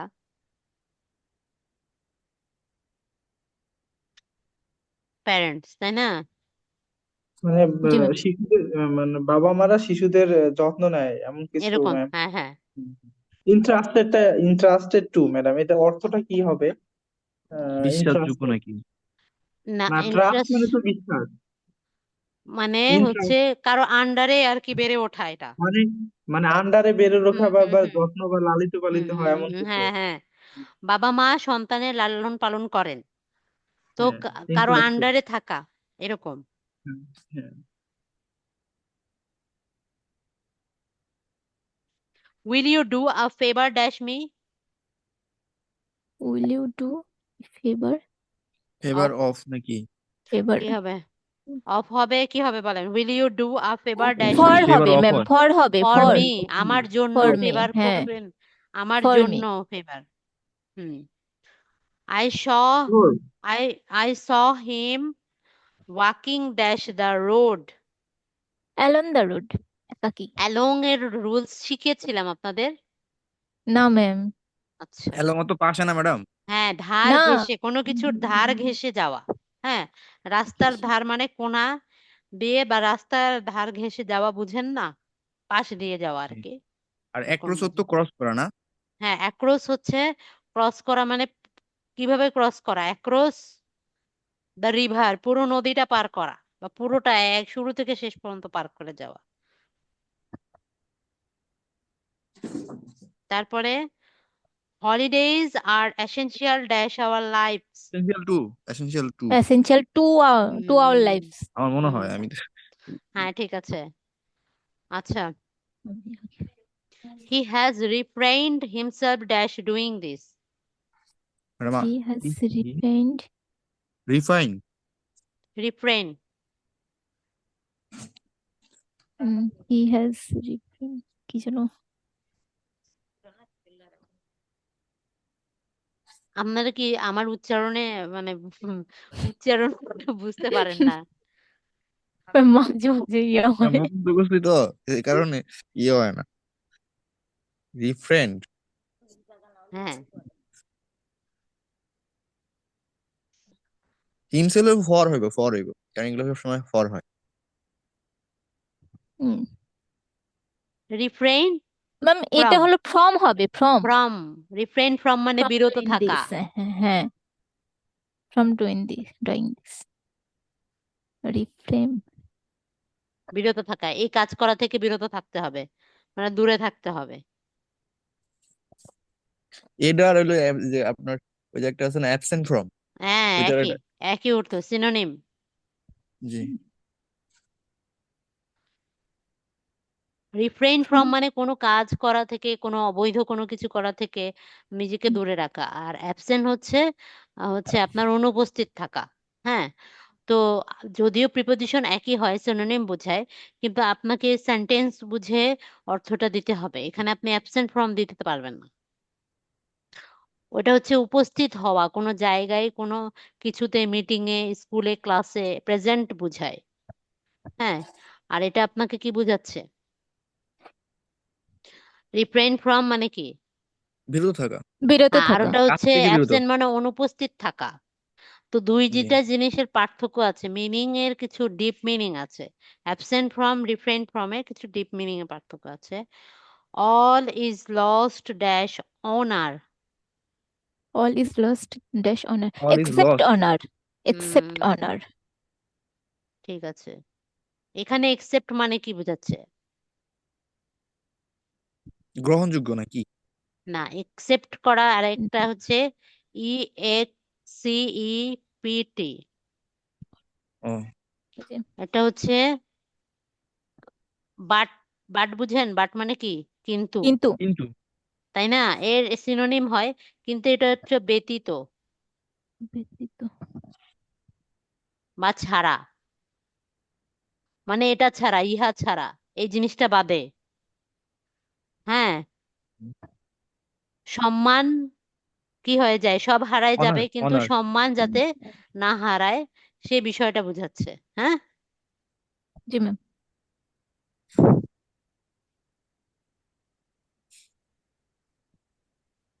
ঠিক আছে। হি ওয়াজ charged dash heap.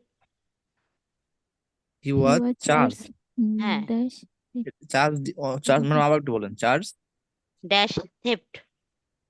With, into না উইথ হইতে উইথ পারে। হবে হ্যাঁ, ম্যাম, উইথ অভিযুক্ত, হবে। তাই না? চার্জড, এগুলো কিন্তু অ্যাপ্রোপ্রিয়েট প্রিপোজিশন। চার্জ হ্যাঁ, উইথ। যেগুলো অ্যাপ্রোপ্রিয়েট আছে সেগুলোর অর্থটা একটু খুঁজে নিবেন, খুঁজে নিয়ে পড়লে তাহলে এটা হচ্ছে অভিযুক্ত। কিসে অভিযুক্ত? চোর বা চুরিতেও অভিযুক্ত, জি ম্যাম, কিছু কিছু চুরির কাজে। আবার দেখেন চার্জের সাথে ইনটু হয়। হ্যাঁ, তদন্ত নাকি? ওটা মনে হয় তদন্ত করা। না না, তদন্ত আলাদা। ইনভেস্টিগেট, সার্চ এরকম হয়। মানে কোনো কিছু ভিতরে প্রবেশ করা অর্থে তখন ইনটু হয়। চার্জ ইন্টু, না জি ম্যাডাম, ওই যে ভাইয়া যে বললেন যে ইনটু হয়, ইন্টু আমি শুধু বললাম ইন্টু যদি হয় তাহলে গতিশীল তখন তদন্ত বুঝাচ্ছে। করা, কোনো কিছু প্রবেশ হ্যাঁ, করা, এমন কোনো কিছু কিছু কিন্তু অর্থে। চার্জ ইন্টু হয়, আপনার চার্জ ইন্টু না, তখন সার্চ ইন্টু করা, তদন্ত করা, ইনফর্মড ইন্টু হয়। হ্যাঁ।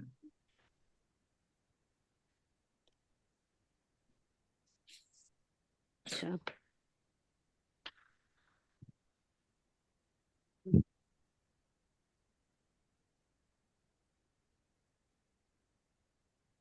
কথা বলতে বলতে মোবাইল ফেলে দিলাম। ও, ধাক্কা দেন, ধাক্কা দেন।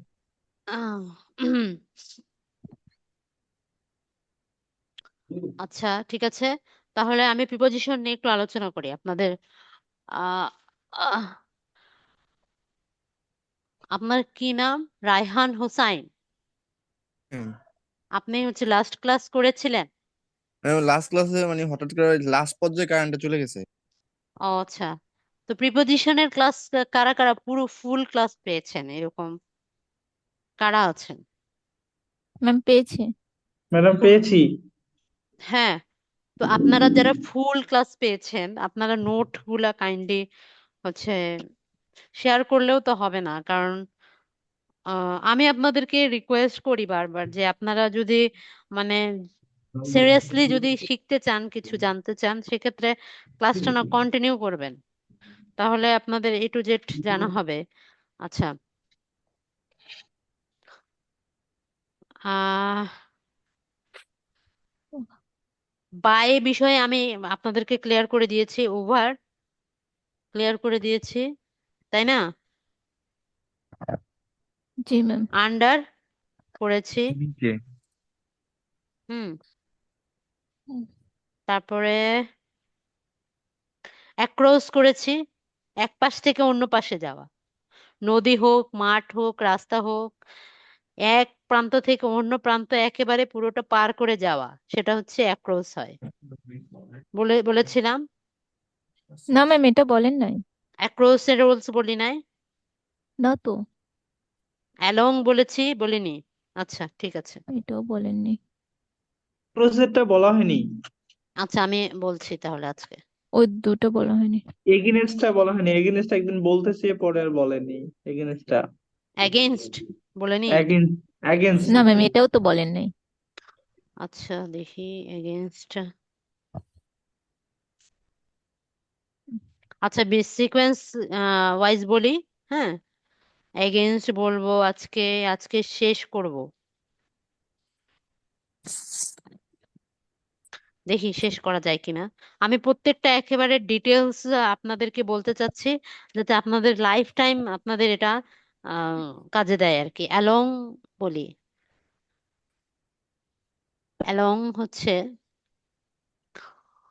কোন স্থানের একটা দূরত্ব বরাবর। হ্যাঁ, লেখেন, লিখে ফেলেন। রায়হান, জি ম্যাডাম মোহাম্মদ লিখতেছি। ইসলাম, আপনি আজকে যতটুকু রুলস শেখাচ্ছি এগুলো সব লিখে ফেলেন, মুখস্থ করবেন। কোন স্থানের দূরত্ব বরাবর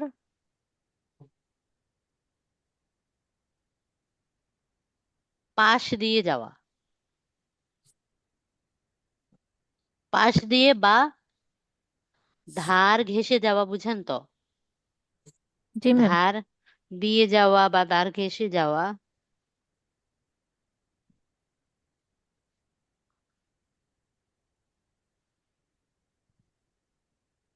বা কোনো কিছুর এক পাশ দিয়ে যাওয়া।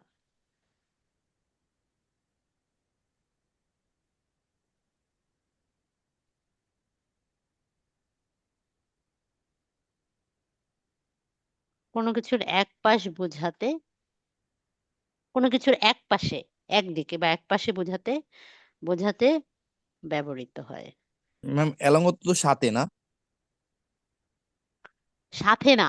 আপনি কোনো কিছুর, কোনো জায়গার, কোনো স্থানের পাশ দিয়ে যাচ্ছেন, মানে কোনো কোনো নদীর পাশ দিয়ে যাচ্ছেন, কোনো রাস্তার পাশ দিয়ে যাচ্ছেন, কোনো রাস্তার সাইড দিয়ে যাচ্ছেন, বা কোনো রাস্তার এক পাশে বা এক সাইডে বোঝাতে অ্যালং ব্যবহার করা হয়। অ্যালং মানে পাশে না। মানে madam, along on the road. হ্যাঁ, আরেকটা আপনি আছে রং হ্যাঁ, আরেকটা আছে অন অন দ্য রোড, মানে রাস্তা দিয়ে যাচ্ছি, আরেকটা হলো রাস্তার পাশ দিয়ে যাচ্ছি আর কি, ওর পজিশনটা নির্দেশন হুম করতেছে আমি হুম কিভাবে হুম যাচ্ছি।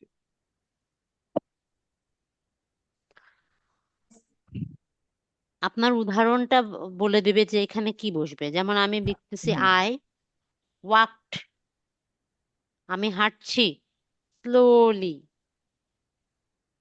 আমি ধীরে ধীরে হাঁটছি, dash the road. Along. On the road. হ্যাঁ, এখানে আপনি অন দ্য রোড দিতে পারেন। অ্যালং আপনি ও দিতে রাস্তার পারি, উপরে তাই না? I walk slowly along the road, রাস্তার ঘেঁষে বা ওই রাস্তার পাশ দিয়ে যাচ্ছেন। হুম, আই অ্যালং ওয়াক বলতে অনেক। স্লোলি,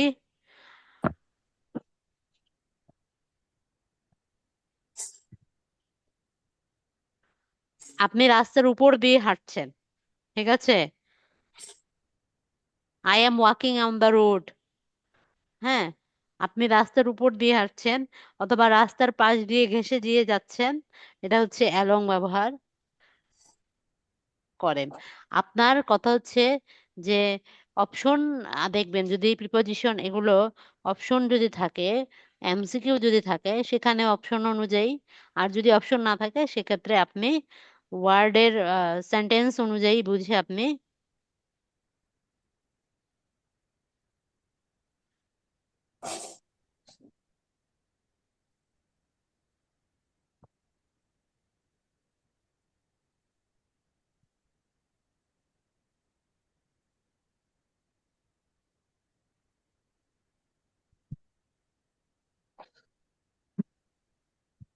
যেমন she drove the rough road.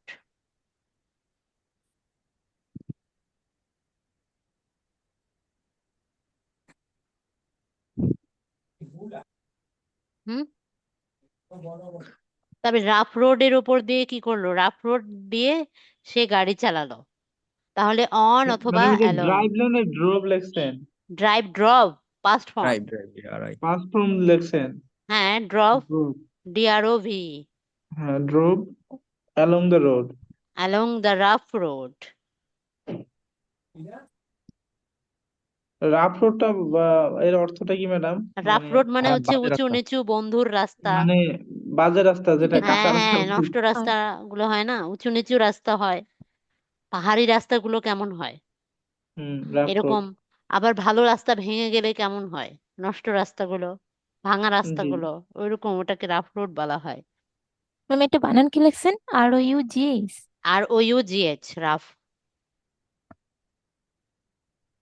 Ma'am এটা কি ড্রপ লেখছেন? DROBE? হ্যাঁ। হ্যাঁ, ড্রপ।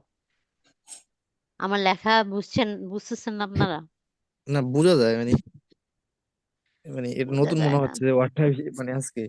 আচ্ছা আচ্ছা, সমস্যা নাই, আমি একটু পেঁচায় লিখি তো এই জন্য হয়তো এমন হয়। ঠিক আছে, সমস্যা নাই। He ran the river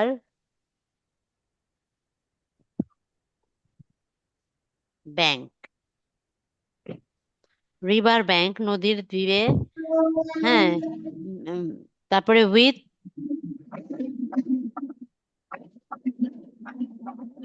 full speed. দ্রুত বেগে সে নদীর তীর দিয়ে দৌড় দিল। হ্যাঁ, নদীর তীরে বা ছেলেগুলো কারা, সে নদীর তীরে পুরো দমে দৌড় দিল। নদীর তীরে, the river bank, he river bank, ran নদীর তীরে। along the, এখন আপনি রিভার বলবেন bank, the he ran on the river bank। না ম্যাডাম, এটা যেহেতু নদীর মানে পাশ গেছে গেছে নদীর তাহলে এটা হবে তীরে, এলো।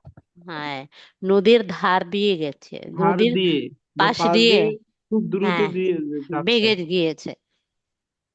এই জন্য বলছি যে কিছু কিছু বাক্য আছে যেখানে অন অথবা অ্যালং দিতে পারবেন, কিন্তু কিছু কিছু বাক্যের ক্ষেত্রে আপনি অন অ্যালং ব্যবহার করতে পারবেন না। যেমন আরেকটা সেন্টেন্স দেই, অ্যামেজিং একটা সেন্টেন্স, যেখানে আপনি অ্যালং ছাড়া কোনো সেন্টেন্স, কোন প্রিপোজিশন ব্যবহার করতে পারবেন। যেমন দা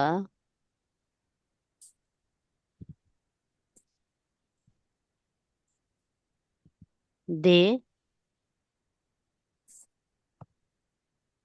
spent the day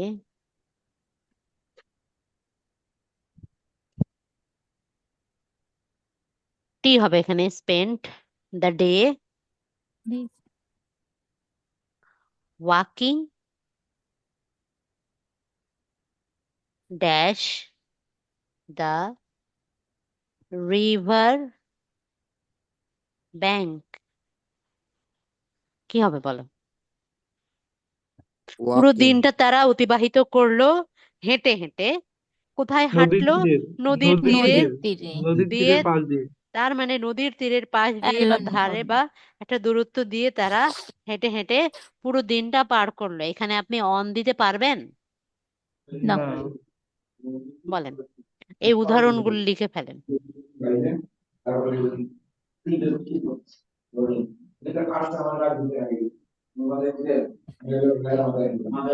আচ্ছা, কার কথা হচ্ছে কোথাও হয়তো? যদি কারো রুমে কেউ কথা বলছেন, রুমমেট, তাহলে একটু সাইলেন্ট করে ফেলে। হ্যাঁ, রিপন, আপনার রুমে কি কেউ কথা বলছে নাকি? ও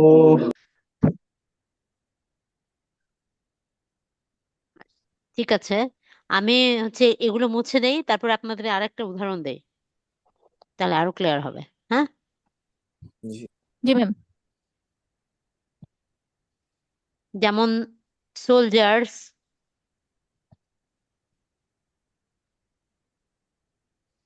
সোলজার্স ওয়্যার ডিপ্লয়েড।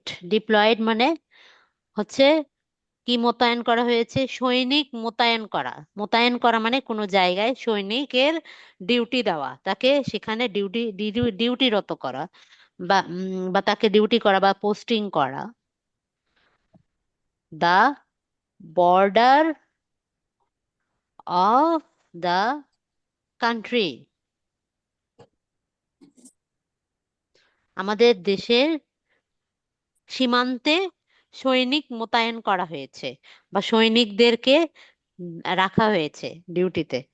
তো এখন বলেন যে এখানে আপনি কি দিবেন? বর্ডার অফ দা কান্ট্রি, সীমানায়। সীমানায়, তাই না? তার মানে সীমানার এক কোণায় বা সীমানার ধার ঘেঁষে বা সীমানার একটা দূরত্ব পার হয়ে, একটা দূরত্ব মেনটেন করে তারা সৈনিকরা পাহারা দিচ্ছে, এরকম কিছু। তাহলে এখানে কি হবে? অ্যালনই হবে তো ম্যাম। Along along. হ্যালো। আপনাকে অবশ্য বাক্যের পুরো মিনিংটা বুঝতে হবে, না হলে তো হবে না। এবার এটাই তো আসেন সমস্যা ম্যাডাম। অ্যাক্রোস। আপনি সেন্টেন্স ইজি থাকে, আর আমাদেরকে তো মিনিমাম ইংলিশ জানতেই হবে। সেজন্য হচ্ছে আপনারা একটু ইংলিশের জন্য একটু এক্সট্রা প্রিপারেশন নেবেন, পড়বেন, পেপার পড়বেন। তারপরে হচ্ছে ইংলিশ সাবটাইটেল দেওয়া হচ্ছে সিনেমা মুভিগুলো দেখবেন, পেপার পড়বেন, আর্টিকেলস পড়বেন, ভোকাবুলারি শিখবেন একটু। তাহলে হচ্ছে আপনাদের এই প্রবলেমগুলো সলভ হবে। কারণ আপনি এই গ্রামার রুলস ফলো করে কতটুকু ইংলিশ শিখবেন? তাই না? গ্রামার আর রুলস কতটুকু আর মনে রাখতে পারবেন? কিন্তু আপনি যদি অর্থটা বুঝতে পারেন না, আপনার রুলসও অত মনে রাখার দরকার নেই, আপনার অর্থ দিয়েই দেখবেন যে আপনি পারবেন। তাই হচ্ছে আপনার অর্থটা অনেক বেশি মিনিং মানে প্রয়োজন, একটা সেন্টেন্সের অর্থ বোঝা বা ভোকাবুলারি বোঝা, এটা খুবই ইম্পর্টেন্ট। আমি যতই আপনাদের রুলস শিখাই, কিন্তু আপনি পুরো সেন্টেন্সের অর্থ যদি না বুঝেন, না পারেন, তারপরে আপনি রুলস অ্যাপ্লাই করতে পারবেন না। তাই আপনাদেরকে একটু ইংলিশে একটু খাটতে হবে আর কি। নিজে থেকে একটু, যেহেতু এটা আমাদের ল্যাঙ্গুয়েজ না, তো সেখানে একটু পরিশ্রম করতে হবে, পড়তে হবে, জানতে হবে, শিখতে হবে। অ্যাক্রোস হচ্ছে কোনো কিছুর এক পাশ থেকে অন্য পাশে যাওয়া, কোনো কিছুর।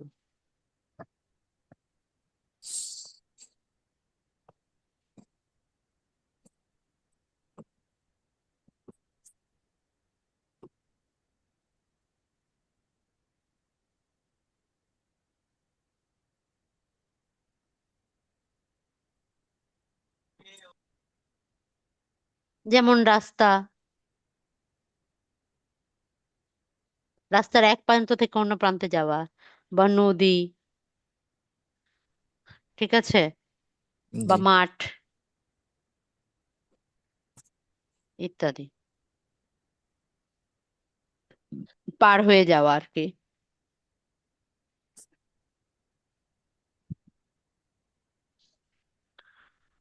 যেমন সে সাঁতরিয়ে নদী পার হলো, সে সাঁতরিয়ে, সাঁতরিয়ে নতুন। swam, across the river. swam, পার, হ্যাঁ, past form, he swam dash the river। তা আপনি কি এখানে অ্যালং দিবেন? নো ম্যাম, অ্যাক্রস হ্যাঁ, হবে। যদি হেঁটে হেঁটে বলতো তখন অ্যালং হ্যাঁ, হবে। যদি এখানে সাঁতরিয়ে পার হচ্ছে, তার মানে কি across.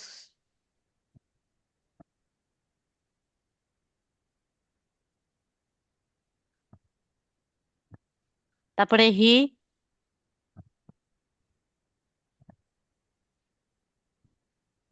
Dash the field,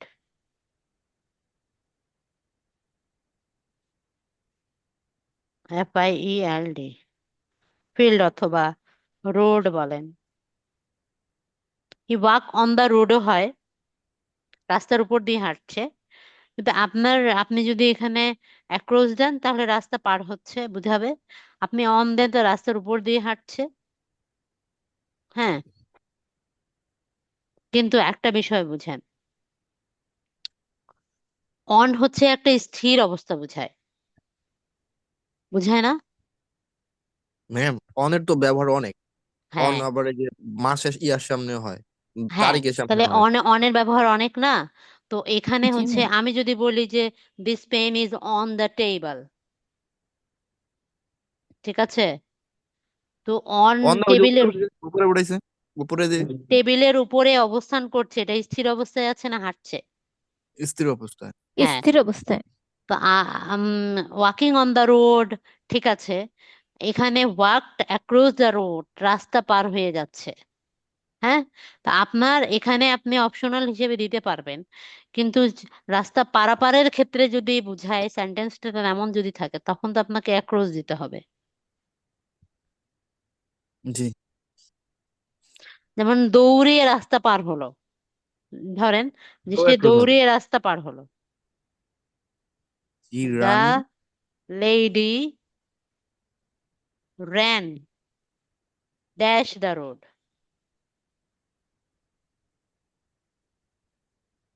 across the road, ঠিক আছে। জি। রাস্তা পার হওয়া বা ফিল্ড পার হওয়া, ঠিক আছে, এটা হলো। জি।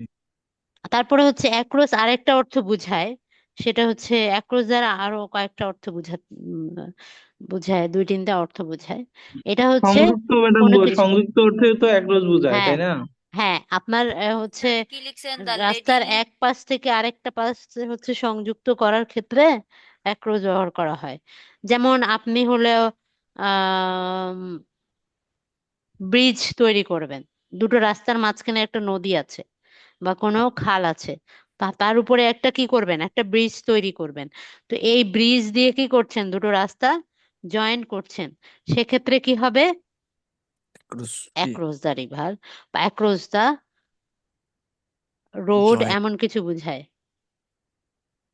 এক পাশ থেকে অন্য পাশে বুঝাতে, কোনো কিছুর এক পাশ থেকে অন্য পাশে বুঝাতে অ্যাক্রস ব্যবহার করা হয়। দাঁড়ান আমি লিখে দিচ্ছি।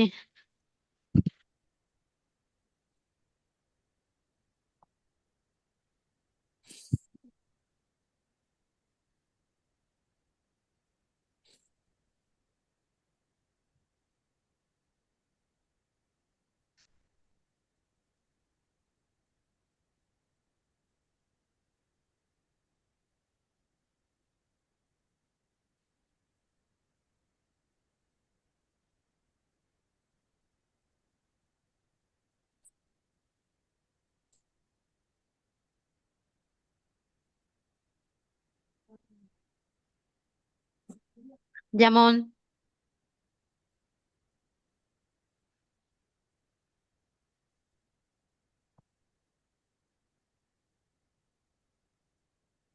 দে আর বিল্ডিং আ নিউ ব্রিজ,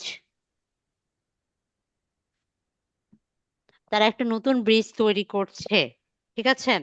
এখন ধরেন নদীর উপরে একটা ব্রিজ তৈরি করছে, তার মানে নদীর এক পাশ থেকে আরেক পাশে নদীটাকে জয়েন করছে ব্রিজ দিয়ে।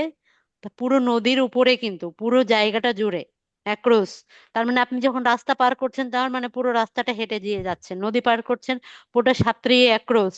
তো একই অর্থ বোঝাচ্ছে, ব্রিজ দিচ্ছেন তার মানে পুরো নদীটার পরে, পুরো নদীর এক কোণা থেকে আরেক কোণা পর্যন্ত আপনি একটা ব্রিজ দিচ্ছেন, যদি এটা টাচ করছে না, উপরে আছে আর কি। এখন অন দা রিভার দিতে পারবেন না।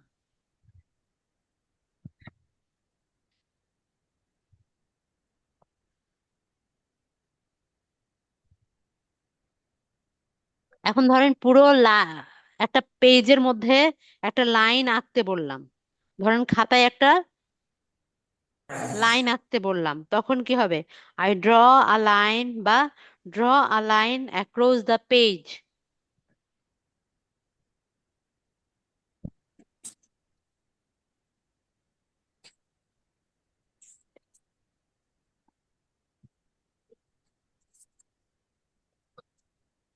ম্যাডাম, এখানে draw draw a line on the page, আমি খাতার উপরে একটু কি লাইন আঁকলাম, এটাও তো হয়, তাই না? ওটা হয় কিন্তু ও টাইনা টোনা হয়। হ্যাঁ, কিন্তু আপনি যদি মিনিংটা পুরোটা বুঝাতে চান ক্লিয়ারলি, যে খাতার উপরে একটি মার্জিন আঁকো বা দাগ আঁকো, তার মানে বুঝাচ্ছে যে খাতার এক প্রান্ত থেকে অন্য প্রান্ত পুরোটাকে আঁকতে হবে, লাইন হুম দিতে হুম। হবে। তো লাইনটা দেওয়া মানে একটা খাতার এক প্রান্ত থেকে অন্য প্রান্ত পর্যন্ত বুঝাতে আপনার অ্যাক্রোস দিতে হবে। অন দেওয়া মানে কোনো একটা ছোট একটা জায়গা জুড়িয়ে থাকতে পারে, বড় জায়গা জুড়িয়ে থাকতে পারে, হ্যাঁ বিশাল সমস্ত জায়গাটা জুড়ে থাকতে পারে। কিন্তু অ্যাক্রোস অর্থ বোঝাচ্ছে যে এক প্রান্ত থেকে অন্য প্রান্ত। এখন আমি ম্যাডাম, যদি বলি ড্র আ লাইন, এখন কোন দিকে আপনি লাইন করবেন, লাইনটা কোন দিকে করবেন। কিন্তু অ্যাক্রস যদি বুঝায়, তার মানে এক প্রান্ত থেকে অন্য প্রান্ত পর্যন্ত একটা লাইন আঁকতে হবে সোজা দাগ দিয়ে।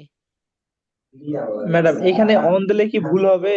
অবশ্যই ভুল হবে, এখানে অন দিলে সেটা গ্রহণযোগ্য হবে না। লাইন আঁকছেন মানে কি, আপনি খাতার এক প্রান্ত থেকে অন্য প্রান্ত পর্যন্ত লাইন আঁকতে বলছেন, তাহলে এটা অবশ্যই অ্যাক্রস যদি দেন তখন কথাটার সেন্টেন্সের মিনিংটা ক্লিয়ার বোঝা যাবে। Okay madam.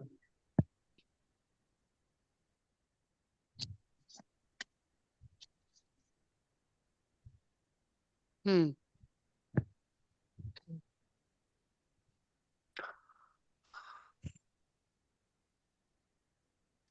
তা আমি যদি, আমরা অনেক সময় বলি না যে রাস্তার ওই পাড়ে বা নদীর ওই পাড়ে বা ওই হচ্ছে মনে করেন দোকানের ওই পাড়ে বা ওই বাড়ির ওই পাড়ে বা অন্যদিকে, যদি ওপারে বুঝায় অন্য সাইডে বুঝায়, ঠিক অন্য প্রান্ত মানে ওই রাস্তাটা ওই দোকানটা ছাড়ে তার পরে, এরকম বুঝায় যদি, বোঝাতে যদি চাই, সেক্ষেত্রেও কিন্তু অ্যাক্রোস ব্যবহার করা হবে। আমি যদি বলি যে দ্য ব্যাংক, মানে এই যে ব্যাংক, বলেন তো ব্যাংক ব্যালেন্স যেটা, দ্য ব্যাংক ইজ জাস্ট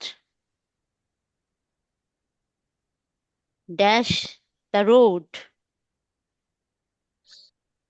তার মানে আপনার রাস্তাটা পার করতে হবে, মনে করেন এটা রাস্তা, তাই না? আমি বলবো যে রাস্তার একদম ওই পারে, তার মানে এই রাস্তাটার এখান থেকে পার করে গিয়ে এখানে একটা ব্যাংক আছে। আমরা কথা বলি বাংলায়, কিন্তু যখন ইংলিশে চলে আসি তখন আমাদের জিনিসটাকে অনেক ডিপলি থিঙ্ক করতে হবে। বাংলায় বলার সময় বলে ফেলি যেহেতু এটা আপনাদের মাতৃভাষা, কিন্তু ইংলিশ করতে গেলে আপনার প্রত্যেকটা বিষয়ে থিঙ্ক করতে হবে, প্রত্যেকটা বিষয় আলাদা আলাদা ভাবে বোঝাতে হবে, ক্লিয়ার ধারণা দিতে হবে, তাহলে হবে না। অ্যাক্রস মানে রাস্তাটা পার করে, এই রাস্তাটা এই পার থেকে ওই পারে গিয়ে এখানে ব্যাংক আছে। বুঝাতে পারতেছি রিপন? ম্যাডাম একটা হচ্ছে আপনার ওই যে ক্রসিং আর কি, মানে হ্যাঁ এক পাশে হ্যাঁ থেকে জি এক ম্যাডাম, পাশে। হ্যাঁ, এই বুঝতে তো, পারছি। Very good.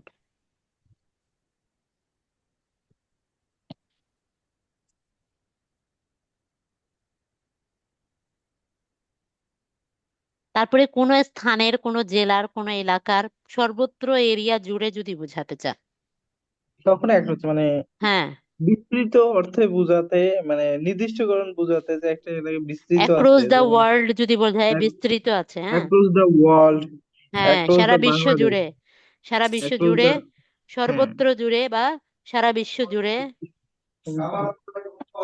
বিস্তৃত অর্থে বোঝাতে তখন অ্যাক্রস হবে। হ্যাঁ, জুড়ে বোঝাতে।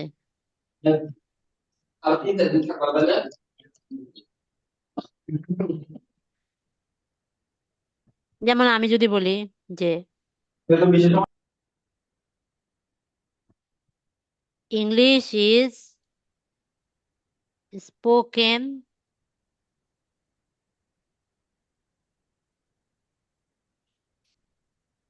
অ্যাক্রস দ্য ওয়ার্ল্ড, গোটা বিশ্ব জুড়ে কি বলা হয়, ইংলিশ কথা বলা হয়, ইংলিশে কথা বলা হয়। থ্রু ঠিক। বলেছিলাম, থ্রু বলেছিলাম কোনো কিছুর ভিতর দিয়ে এক প্রান্ত থেকে অন্য প্রান্তে। ম্যাডাম কি বললেন? Through, through through THROUGH। Throw throw দিয়েছিলেন। এটা থ্রো না রিপন, থ্রো মানে ফেলে দেওয়া। এটা দো হবে না, না দো না। থ্রু এটা, এই যে ট্রু। থ্রো হচ্ছে, এই যে এটা থ্রো মানে ছুঁড়ে ফেলা। আর এটা হচ্ছে THROUGH, এটাকে বলা হয় থ্রু। সঠিক উচ্চারণটা কি হবে? থ্রু। থ্রু। থ্রু মানে কোনো কিছুর ভিতর দিয়ে, মধ্য দিয়ে যাওয়া। যেমন আপনি ম্যাডাম প্রবলেমের দেয়া মধ্য হয়নি, দিয়ে যাচ্ছে, কি? দেয়া হয় নাই, এই তো রুলটা দেননি আপনি, থ্রো বা থ্রু কোনোটাই দেননি। আচ্ছা ঠিক আছে, আমি বলছি আর কি।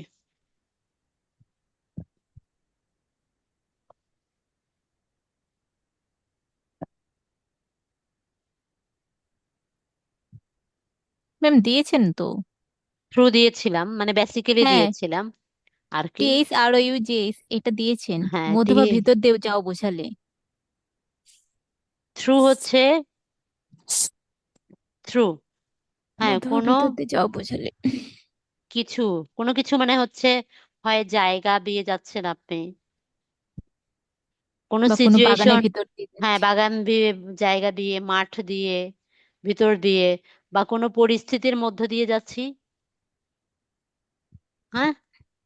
জি ওই যে ম্যাম। ওয়ান থ্রো, একদা এক ইয়ে হ্যাঁ ছিল, যে মানে ওইটা একটা ইয়ে পাইছিলাম একটা হিস্টোরিতে, হ্যাঁ, ওই মধ্য যে দিয়ে টু ফ্রেন্ড নিডেড ফ্রেন্ড, ওই যে জঙ্গল দুই দিয়ে বন্ধু। যাচ্ছিল, হ্যাঁ, walking G through ma'am. On the road, মানে ওয়াকিং থ্রু দ্য জঙ্গল, এরকম না? হুম, এরকম ওয়াকিং এরকম। থ্রু দ্য জঙ্গল, জঙ্গলের ভিতর দিয়ে জায়গার পর যাচ্ছে, এটা কি লিখছেন? মাঠ অথবা পরিস্থিতির মধ্য দিয়ে যাওয়া।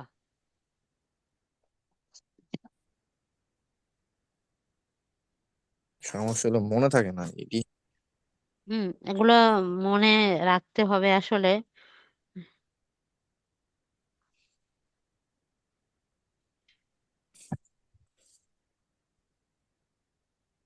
ম্যাডাম জায়গার পরে এটা কি লিখছিলেন? মাঠ, মধ্যে নাকি? মাঠ, মাঠ। মাঠ, মাঠ।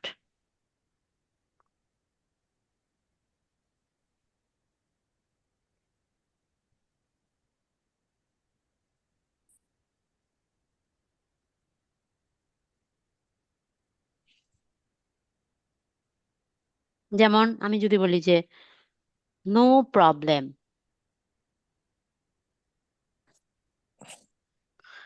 ক্যান বি সলভড, কোনো সমস্যা সমাধান হতে পারে না কিভাবে? Dash violence.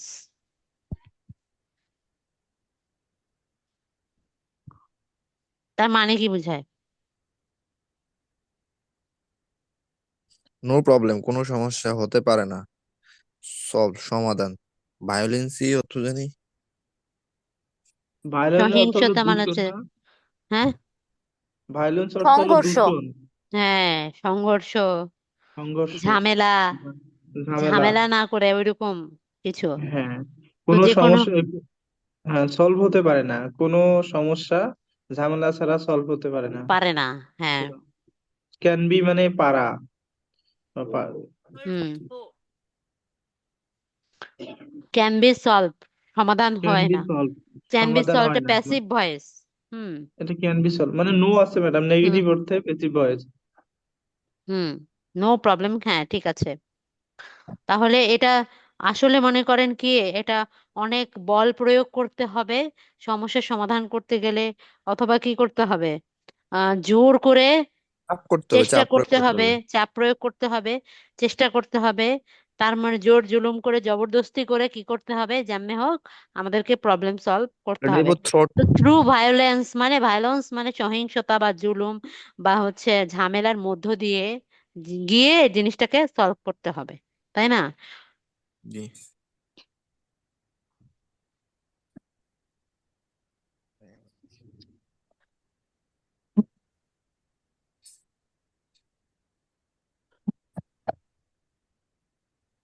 আচ্ছা, দ্য ভিউ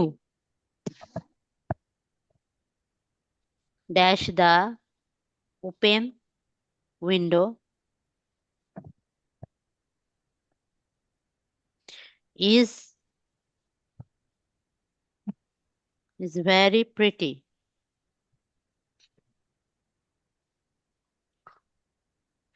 তার মানে হচ্ছে জানালার মধ্য দিয়ে আমি কি দেখছি, একটা সিনারি ভিউ দিচ্ছি বা দেখতেছি, ভিউ সিনারি। দেখতেছি। আমি জানালা দিয়ে দেখছি মানে জানালার মধ্য দিয়ে আমার দৃষ্টিটা বাইরে যাচ্ছে, বাইরের দিকে। হুম, দ্য ভিউ বাইরের দিকে ড্যাশ ওই দ্য কি? দৃষ্টির, ওই আমার যে দৃশ্য আছে বা আমি পাশের যে সিনারিটা দেখছি সেটা The কি রকম, view, জানালার মধ্য দিয়ে দেখছি।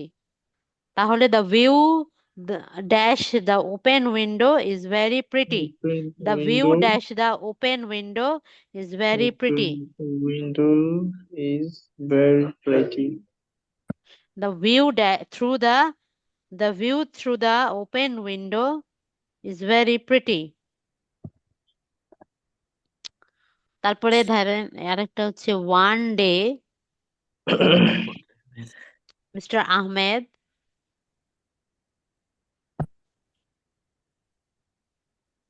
was walking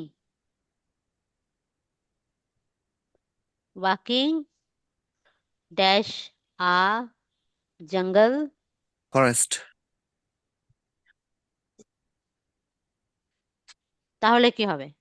তো জঙ্গলের এরকম মধ্য হবে, দিয়ে কারণ জঙ্গলের উনি মধ্যে হাঁটছে, জঙ্গলের মধ্যে একদিন কাজ করতেছিলেন, হাঁটতে হাঁটছিলেন, করেছিলেন। হাঁটছিলেন, ওয়াকিং, ওয়ালকিং, ছিল, ওয়ালকিং, ওয়াকিং, ছিলেন। হাঁটছিলেন, হ্যাঁ, হাঁটছিলেন, এটা জঙ্গলের হলো মধ্য দিয়ে পাস্ট হাঁটছিলেন, কন্টিনিউয়াস। past continuous। তো one হ্যাঁ, day Mr. Ahmed was walking through a jungle। জঙ্গলের মধ্যে হেঁটেছিলেন। আপনাদের তো 9টা 40 হয়ে গেল স্যার, কি করব আমি, শেষ করাই হলো ম্যাম না। এখন ক্লাস বাদ দেন। অনেক আছে, এগেইনস্ট আছে।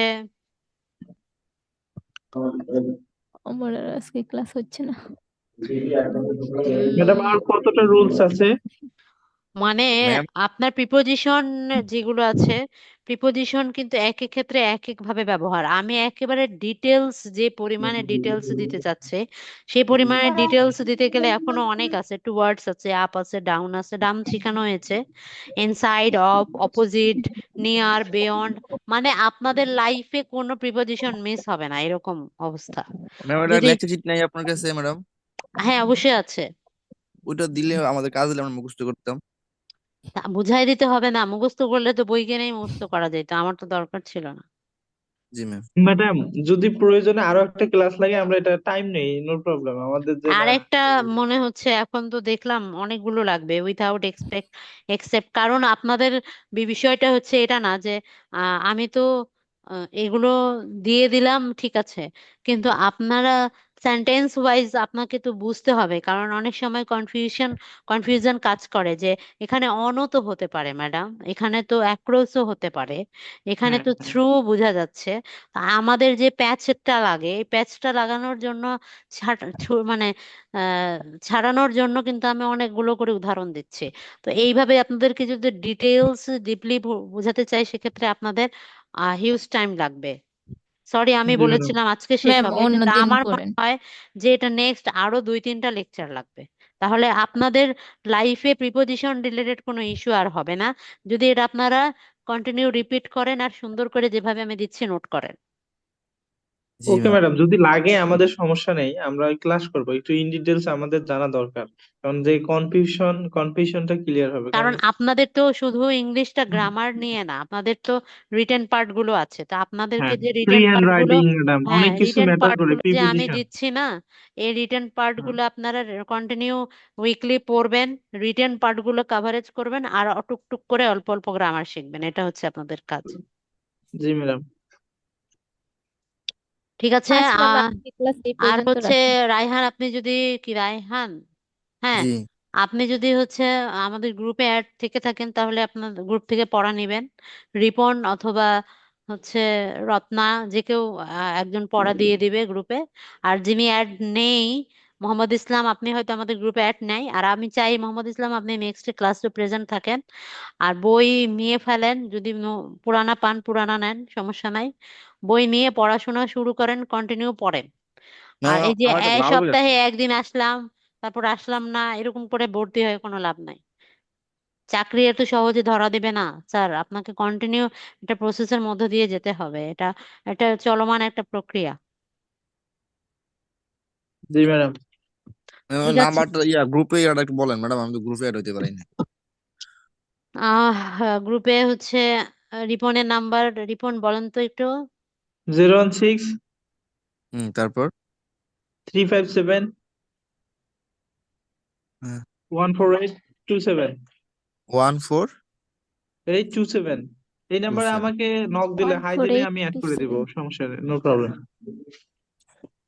সেভ করে রাখেন, আর হচ্ছে নক করেন, ইনশাল্লাহ রিপন অ্যাড করে দিবে উনি। This is my WhatsApp number. উনি হচ্ছে যখন সময় পাবে আপনাদেরকে, আপনারা নক দিয়ে রাখবেন, সাথে সাথে নাও যদি উনি সিন করে, উনি ফ্রি হলে অবশ্যই সিন করে আপনাদেরকে অ্যাড করে ম্যাডাম, দিবে। প্যারা আই নেওয়ার থিঙ্ক কিছু নেই। I have an idea madam, share হ্যাঁ করি হ্যাঁ, আপনার সঙ্গে, জানি না বলেন। কতটুকু। তো আমাদের ইংলিশটা ম্যাডাম, দিস ইজ আমাদের সেকেন্ডারি ল্যাঙ্গুয়েজ, আমাদের প্রতিটা ক্ষেত্রে আমরা যেন এখন ইংলিশের সাথে ইউজ টু আমাদের খুব বেশি প্রয়োজন। তো আমরা দেখা যায় যে প্রতিটা ক্লাসের শেষে আমরা দেখা যায় যে একটা টপিকস দেওয়া হলো, এর ভিত্তিতে কিছু কেউ সেন্টেন্স মেকিং করবে এবং বলবে ফ্রিলি নিজের মধ্য থেকে। তো এইরকম যদি আমরা একটা করি নিজের থেকে, আপনি একটা টপিকস দিলেন, আমরা এটা নিজ থেকে যার যার মতো করে লিখবো, কোনো আইডেন্টিফিকেশন করে দেওয়া হবে না, সে বলবে নিজের মতো করে। তো এটা এটার ভালোই ক্ষেত্রে দেখা যায় আমাদের স্পোকেনে গিয়ে আমাদের অনেক কিছু আমরা যতটা, কি বলবো, ওইটাই যে আপনাদের অনেক ফ্রি হ্যান্ড রাইটিং এর মতো, মনে ফ্রি করেন হ্যান্ড যে রাইটিং এর ক্ষেত্রে অনেক আপনার ইউজফুল হবে। হচ্ছে যেমন মনে করেন যে হুম। টপিক যদি আমি বলি, তো টপিক হচ্ছে মোস্ট রেলিভেন্ট টপিক গুলা, যে এখন রিসেন্ট ইস্যুজ যেমন এর কপ উপর, হয়ে গেল। রিসেন্ট বিষয়, হ্যাঁ। হ্যাঁ, তো এই জিনিসগুলোর উপর হচ্ছে আপনাদের টপিক দেওয়া হবে, আপনারা সেটা একটা স্পিচ তৈরি করলেন, মুখে বললেন অথবা, হ্যাঁ, হ্যাঁ, হ্যাঁ। হ্যাঁ। তো এটা একটা ব্যাপার হলো, ঠিক আছে, অবশ্যই একটা টপিকের উপর আপনার একটা স্পিচ রেডি করলেন, বললেন। তো এটা তো আগ্রহের বিষয়। এরা যদি আদার্স পার্টিসিপেন্ট যদি পার্টিসিপেট ম্যাম হ্যাঁ, এটা করতে বললাম চায় যে এবং তারা যদি সবাই যদি আগ্রহী এগ্রি থাকে হয়, এখানে। তাহলে আপনি হ্যাঁ, হলো এটা সবাইকে গ্রুপে জানাই দিতে পারেন। তারা তো ক্লাসেই করতে আসে না, আপনি কেমনে তাদের সাথে কি করবেন বলেন? ম্যাম একটা কথা, হুম। ম্যাম আমি লিভ নিতে চাচ্ছি।